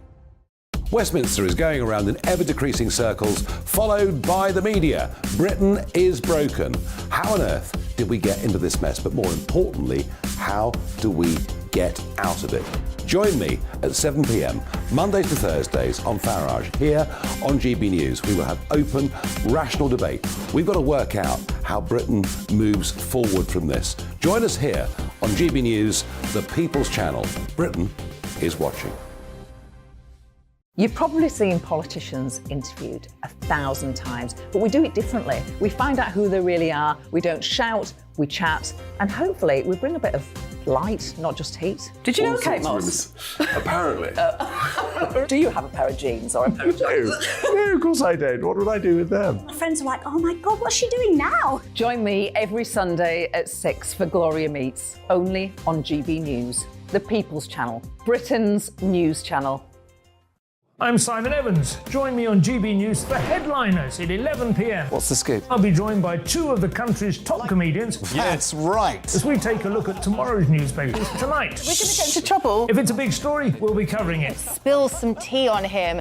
There we go. But we'll also have some fun. I wouldn't stick up a bank. My father didn't love me. So anyway. Headliners every night from 11 on GB News, the People's Channel, Britain's news channel. Monday to Thursday, 9 p.m. till 11 p.m. Join me, Dan Wootton. I'll bring you the sharpest takes and hottest debates. Do you not believe in prison? I don't believe in prisons. I'm completely stunned. I guarantee you there'll be no spin, no bias, no censorship. I actually was personally quite offended by it. And no reason to go to bed. So I guess they've always been quite woke. That's Dan Wootton tonight on TV, radio and online. Monday to Thursday from 9 p.m. till 11 p.m. on GB News. The People's Channel, Britain's news channel. Now, the number of kids not in classrooms has risen sharply from 60,000 in 2019 to 125,000 last year. Those figures are really worse, all apparently related to illnesses, including COVID. So here to tell us why, senior researcher at the Centre for Social Justice, Beth Prescott. Good morning, Beth. What do you make of those figures? 125,000 children regularly not in the classroom. That's scandalous. Good morning. Yes, thank you. What we have seen is a percentage increase of 108% in the number of children severely absent since before the pandemic. So we're talking about children who are missing 50% of or more of their school time. These are children who are absent more than they are present, the so-called ghost children. And we think it is appalling that that these numbers of children missing school more than they are present, and we're calling for urgent and comprehensive action to tackle this. What are the schools doing about it, Beth?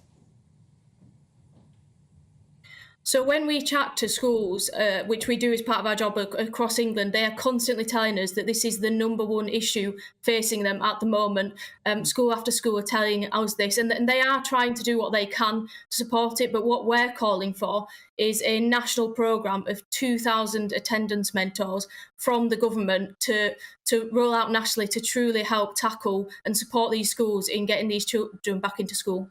The one thing I must point out, Beth, is that there are some parents who, during lockdowns, I mean, I find this baffling, but they enjoyed having their children at home. And they've actually chosen to homeschool now on, in an official capacity and in a way that is fairly well monitored. Do you have any idea what percentage of these children are that cohort? So if a parent has taken their child into home education and therefore have taken them off the school roll, they will not be included in these absence figures. Right, Now, we are thank seeing you. estimated increase in the number of children being home educated, but these are the children that are on a school roll. They should be in school and they are simply not turning up. Wow. And what age are they, Beth? Is it across the spectrum?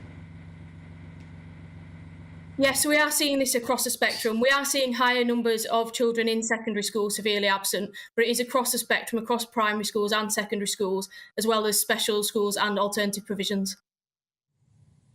Really disturbing. It's really disturbing. I mean, we always knew, I guess, when kids were at home for lockdowns and that there was going to be a ripple effect, that we're still feeling the reverberations of that now.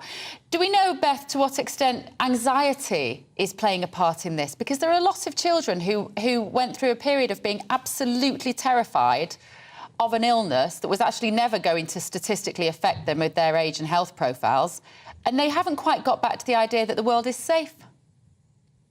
Yeah, so earlier this year, we conducted an inquiry into absence and into the reasons behind the increase. We spoke to a number of charities, local authorities, alternative provisions, and other people working with these children. And anxiety came back constantly as the top one factor that they are seeing behind driving these increases in absence. We heard of children who are simply too anxious to leave their room, their home. And we also heard that how the increase in waiting list times, so some children could be waiting for up to a year or more to access mental health support they need, is also driving these absence figures. Yeah, and we sort of told kids school is optional. Doesn't matter if you don't go, because apparently it didn't matter to the government. And so now, I mean, I have got one child, one of my three, who has definitely had increased absences since lockdowns. And sometimes it's quite hard to know if she's genuinely ill or if she's not, or if she's worried. And it's like they've become kind of just much more nervous. And that was living in a house with me when I was telling her there's nothing to be worried about. So Perhaps that's why, living in a house with you. She wants to be at home with me rather than go to school. I don't think so. But, you know, it's really difficult. And I think every family has their own story and every family is finding this a real challenge. You know, I really do. Thank you. Anyway, Beth Prescott there. Thank you for raising awareness of that. Senior researcher at the Centre for Social Justice. It's a brilliant charity, Centre for Social Justice. Yeah, they're great, set up by aren't they? Duncan Smith, former Tory educator. Yeah. Look who's here, Liam Halligan.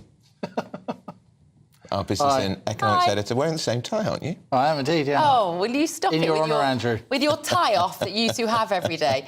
Right, Liam, what are you talking to us about? I'm talking to you about job cuts at BT, and I'm talking to you about the broader digital divide. Let's have a look at these job cuts at BT. I've got some of the numbers for you. So BT, you know, former British Telecom, 55,000 fewer jobs they will be employing by 2030, they say. They currently have 80,000 staff in the UK, over 100,000 worldwide, so this is a big hit. 10,000 of those jobs are going to be replaced by AI, artificial intelligence. And the reason for a lot of these job cuts is that BT is in the midst of what we call full fibre rollout. That's putting in the infrastructure for so-called 5G, super-fast broadband. That's likely to be completed by 2030. Britain's way behind a lot of other advanced countries, by the way, in that full fibre rollout. But once that is done, then BT won't need nearly enough engineers. So this will be a blow, and the fact that these job cuts will happen very gradually over the next 5 to 7 years, you know, that's some recompense, but there's still a lot of BT engineers out there, you know, with their full fibre vans going around. And you think they've been all those years of training to get where they are, and where will they go with those skills, Liam? It's difficult. I absolutely understand it. It's difficult. And that's why I'm amazed that actually this story isn't getting more coverage in the media, because this is a sort of skilled, you know, blue-collar job that a lot of people have aspired to for generations now, working for BT. It is highly specialised, but a lot of those skills are being made redundant by artificial intelligence. And which fine, we have the move of progress. Nobody, whenever we have this conversation, nobody can tell me what jobs these people are going to go into. I mean, what? When I saw Matt Hancock talking about it, he said people will have time to do artistic and creative pursuits. I was like, well, that's lovely. If you sit and do some colouring in, it's not going to pay the bills. Absolutely right. No. Absolutely right. And talking about people moving with the times, there's a kind of linked story today, which is sort of connected to BT job losses. I'm talking about the digital divide. The digital divide is the number of people who don't have access to the internet. And it's increasingly clear that with this cost of living crisis, more and more households are just not paying their broadband bills. They're not getting access to the internet. That means it's harder for them to do banking, to deal with their utility bills. They get worse deals to deal with their benefits. So much of life now is online, and this growing digital divide. It's the subject of a big inquiry by the House of Lords as we speak. But Citizens Advice Bureau, you mentioned Centre for Social Justice, I completely agree. Citizens Advice, another excellent charity here in the UK, they've just done a survey of 6,000 households. And what they've come up with these numbers, which I can show you now, it seems that over the last year, 1 million households, there are about 30-odd million households in the UK, so 1 million households have cancelled their broadband. There are around 10% of households now that aren't on broadband at all. Increased what we call digital exclusion, what I was just talking about. And 4.3 million are missing out on what we call social tariffs. These are cheaper variants of broadband, which the broadband providers, they're not mandated to supply, but lots of them do. And these start from around £10 per month. So, 30p a day or whatever. So very, very modest. But there are 4.3 million people out there, particularly those on what we call universal credit, who are not claiming these social tariffs. They're not getting broadband as cheaply as they otherwise I have a theory could. about this, Liam. Go on, then. I think people are hotspotting from their mobile phones. I think that may be part of it. It actually ties into the BT story. It may... Just explain what that means, just so that people, like my mum and dad were going, what's she talking about? Well, I don't know what you're talking about. So if you have your laptop in your house, you can connect to your broadband provider. If your broadband is down for some reason, you can turn on your hotspot on your phone and you can use that as your Wi-Fi to connect to your devices, you see. And so you might just be paying 20 quid a month for your mobile phone, and maybe that's why people are doing I think there's a bit of that, but I've actually given evidence to this House of Lords inquiry, and we looked at exactly that point on the digital divide. The trouble is, a lot of people who are coming off broadband and don't have broadband, they don't have smartphones either. They have no mobile phones, or they have those very simple pay-as-you-go mobile phones, so you don't get a monthly bill, so you're just topping it up. Look, there are some people who just don't want to be on the internet, not sort of off-grid people. I'm jealous of those people sometimes. And certainly the elderly. But it's clear that with so much of our lives now going online, it's very difficult to pay your bills. If you've got a kid at school, so much of what you get from school is now via email. 100%. A lot of kids doing their homework have to be online. So the fact that over 1 million households have voluntarily taken themselves off their broadband package because of the cost of living squeeze, broadband, it's like a utility now. It's like water and electricity rather than an optional add-on. And I know the House of Lords will look closely at these new figures from the Citizens Advice Bureau. To be a whole disenfranchised part of society that just can't exist. Thank you, Liam. Right, still to come. Apparently, Boris Johnson wanted to punch President Macron's lights out over Ukraine. We'll tell you more about that in just a moment. But first of all, here's your morning's news with Rhiannon Jones.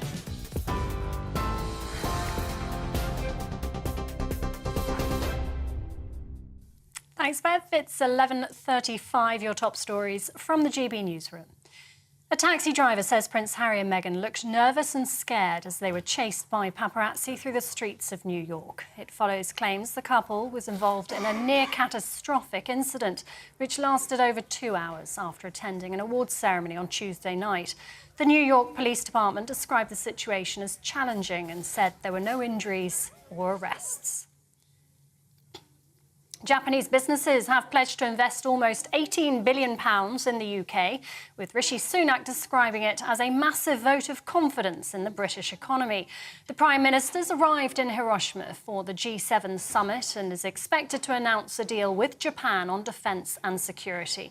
As part of an accord, the UK will deploy a naval battle fleet in the Indo-Pacific in 2025 and double troop numbers for joint exercises. The Prime Minister also confirmed he's in talks with the EU about car makers' concerns on post-Brexit trade rules. It's after Stellantis warned thousands of British jobs will be at risk if the government fails to renegotiate the deal. Royal Mail is blaming strike action after reporting a full-year loss of more than £1 billion. The company's owner says it took a £200 million hit following 18 days of industrial action. The group also revealed a cyber attack in January cost £20 million in lost revenue.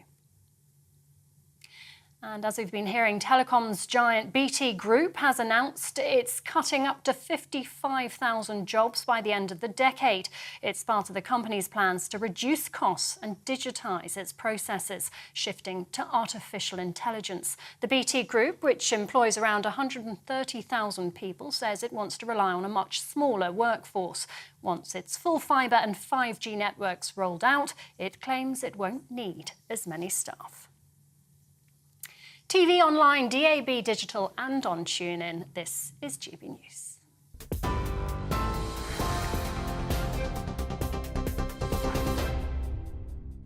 Direct Bullion sponsors the Finance Report on GB News for gold and silver investment.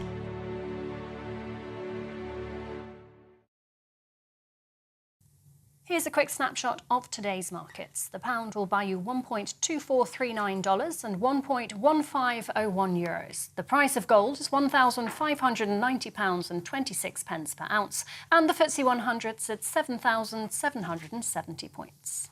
Direct Bullion sponsors the Finance Report on GB News for physical investment. Monday to Thursday nights on GB News. At 6, it's Dubes & Co. 7 o'clock, Farage. At 8, join Jacob Rees-Mogg. And at 9, Dan Wootton Tonight, followed by Headliners. On TV, radio and online. This is GB News. First and foremost, I'm a GB News fan, and I was before I was working here. Just love the fact that we're asking the questions that a lot of establishment media won't ask. With a bit of a twist, we not only want to inform you, but we want to keep you entertained. It's worth the drive because you get in and the team's all ready and waiting, they're itching to go, and it's a proper little family. GB News is the People's Channel. It's the audience that makes the programme sing. We're giving our viewers and our listeners a voice. I see the thousands of your letters, tweets, emails, you name it, coming in. Britain is broken. How on earth did we get into this mess? But more importantly, how do we get out of it? The establishment had their chance. Now we're here to represent you. It's time for something different. It's time for GB News. I'm very patriotic. I believe in Britain. Our best days lie ahead. Britain's watching. Britain's watching. Join us here on GB News. The People's Channel. Britain's news channel.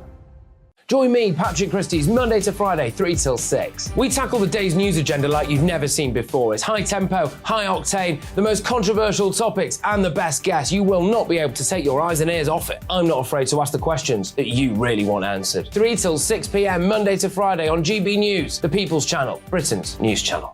GB News has its own late-night paper preview show, Headliners, where comedians take you through the next day's top news stories. You don't have to bother reading the newspaper, we've got it covered for you. Headliners, every night at 11 p.m. and repeated every morning at 5 a.m. We won't send you to sleep like some of the other paper review shows out there. GB News, the People's Channel, Britain's news channel.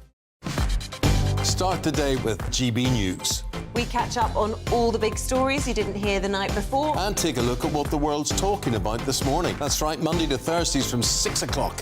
It's Breakfast with Eamon and Isabel. Straight after breakfast, join us, Bev Turner and Andrew Pearce. We're going to take you through till noon. We'll be tackling the big topics of the day, including the things that the other channels just won't talk about. If it's happening here. Wake up to mornings on GB News, the People's Channel, Britain's news channel.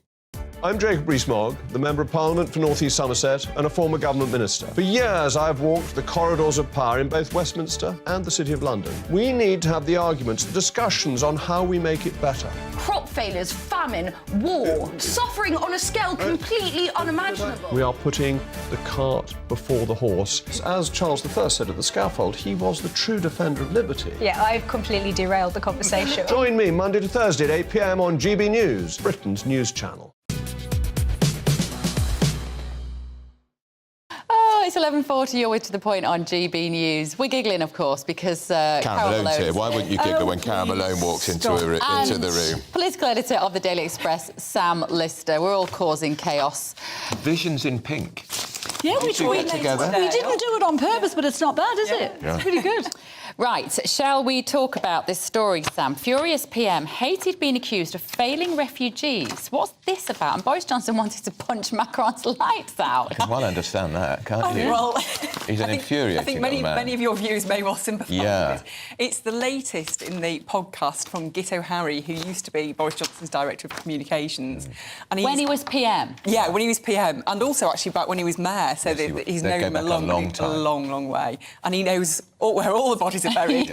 And there's a lot of them. There's a lot of them. And he's quite happy to spill the beans on all of it. So, great for us journalists. I can imagine Boris Johnson is pretty furious about this. I mean, certainly the people around him are briefing to that effect, that they're pretty annoyed that Gito is spilling the beans in this way. But basically, he's talking about when obviously Russia invaded Ukraine, and France took this quite strange position, didn't they? Macron kept trying to persuade Vladimir Putin Did he go and see him? They had that strange picture of them both sat at the end of that massive table. It's like about 7 foot long, wasn't it? And they're both very tiny, and they were both sat at this very long table. Yeah, like the borrowers. Because Putin is a health obsessive. He doesn't want to get too close to him. Exactly, it was all COVID related. And we think he's seriously ill as well. Yes, Anyway. Putin, not Macron. Putin, So it was quite a ridiculous-looking event, wasn't it? But I think behind the scenes, Boris was clearly furious at Macron engaging with Putin in this way, and he apparently felt the whole thing was nauseating, and he once threatened to punch his lights out over the rows behind the scenes about what was going on, because obviously Britain led the way in defending Ukraine. France had to be kind of dragged kicking and screaming, and Gito Harry's laying bare all the behind-the-scenes tensions. It's very interesting. This is good for Boris, though, don't you think? I mean, the fact that he wanted to punch Macron's lights out. We all want to punch Macron's lights out. Who wouldn't? Exactly. And to actually say that what we weren't doing enough is crazy, because we led the world on Ukraine, which is mad. I mean, I like Boris even more now. I mean, Which made Boris Johnson a fortune in public speaking events in Ukraine, so no wonder he wants it to happen. Exactly. But is it right also that he was...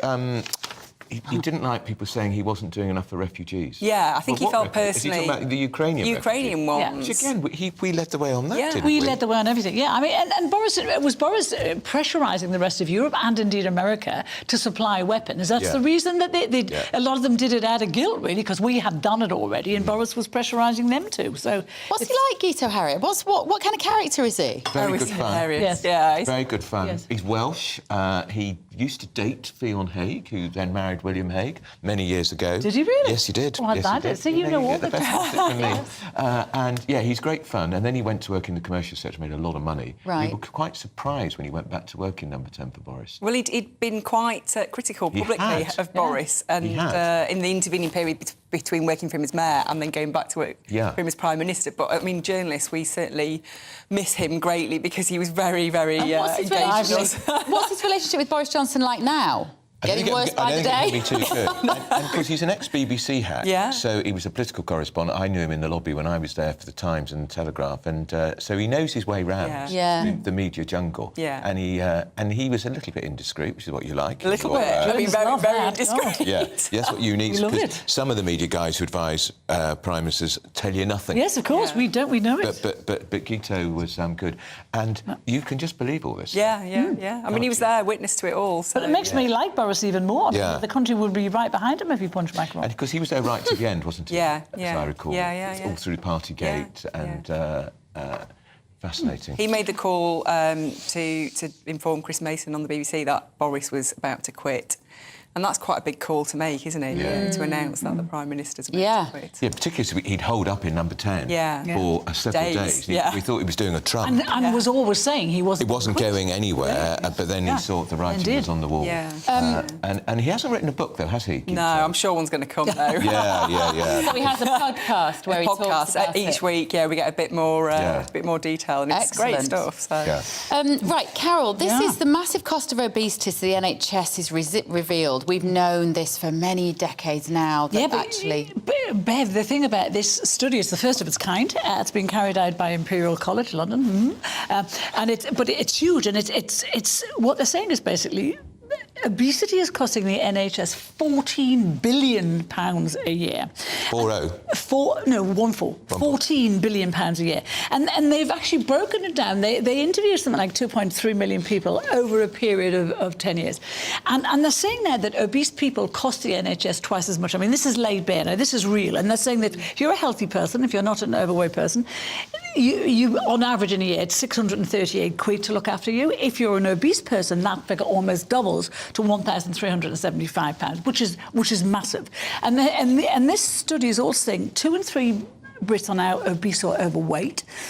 26% of adult Britons are obese, 38% are overweight. These are shocking figures. And because we know that obesity it causes some cancers, it causes heart disease, it causes lung disease, it causes diabetes. That's the least of the things it causes. Really, really serious. And this is, I don't know what we do. And of course, a lot of school kids are obese now.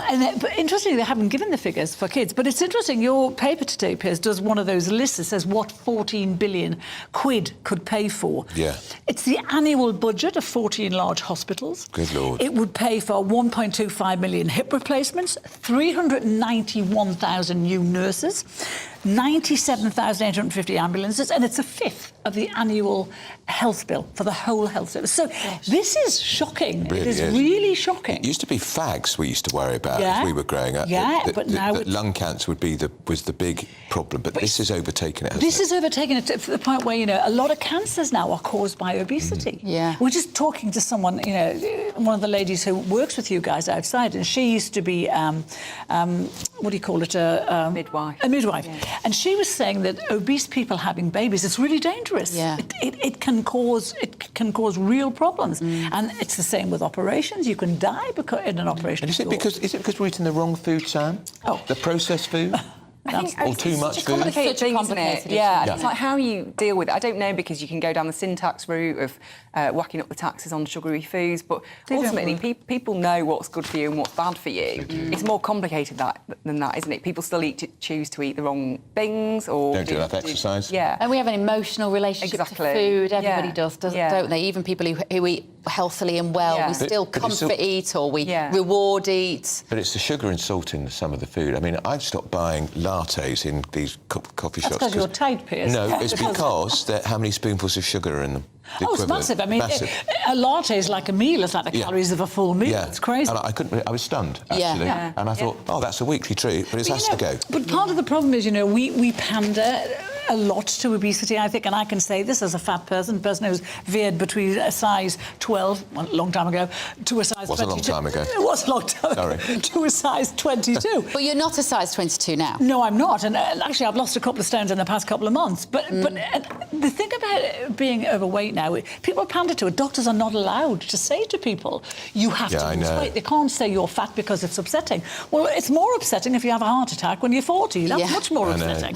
So people have to be told, I think. Yeah. And, Harsh but true, But you can think about when I was at school, there was a fat kid at school. Yeah. One. Yes. And he, poor boy, but got all the abuse. That was during the war. Yeah, but he got all the abuse. But now you walk past the school, the playground is full of lardies. Yeah, and you do wonder, the school meals, they serve them on like plastic trays now, and it's almost like they're convicts or something. I know, but also the school meals, the school food was so horrible when we were kids. You weren't going to get fat eating that, were you? You mentioned about kids, and I think this is a real shame for kids, because you see a lot of obese kids now, and I'm going to get complaints just the way you will get for saying lardies, but I blame the parents for this, because kids don't go to the supermarket, the parents do. Yeah. And if they're buying junk. I am just saying no to my kids all day because it's there and it's available, and they come out of school, they want to go to the shop and just say no. You go to the supermarket, can have that? No.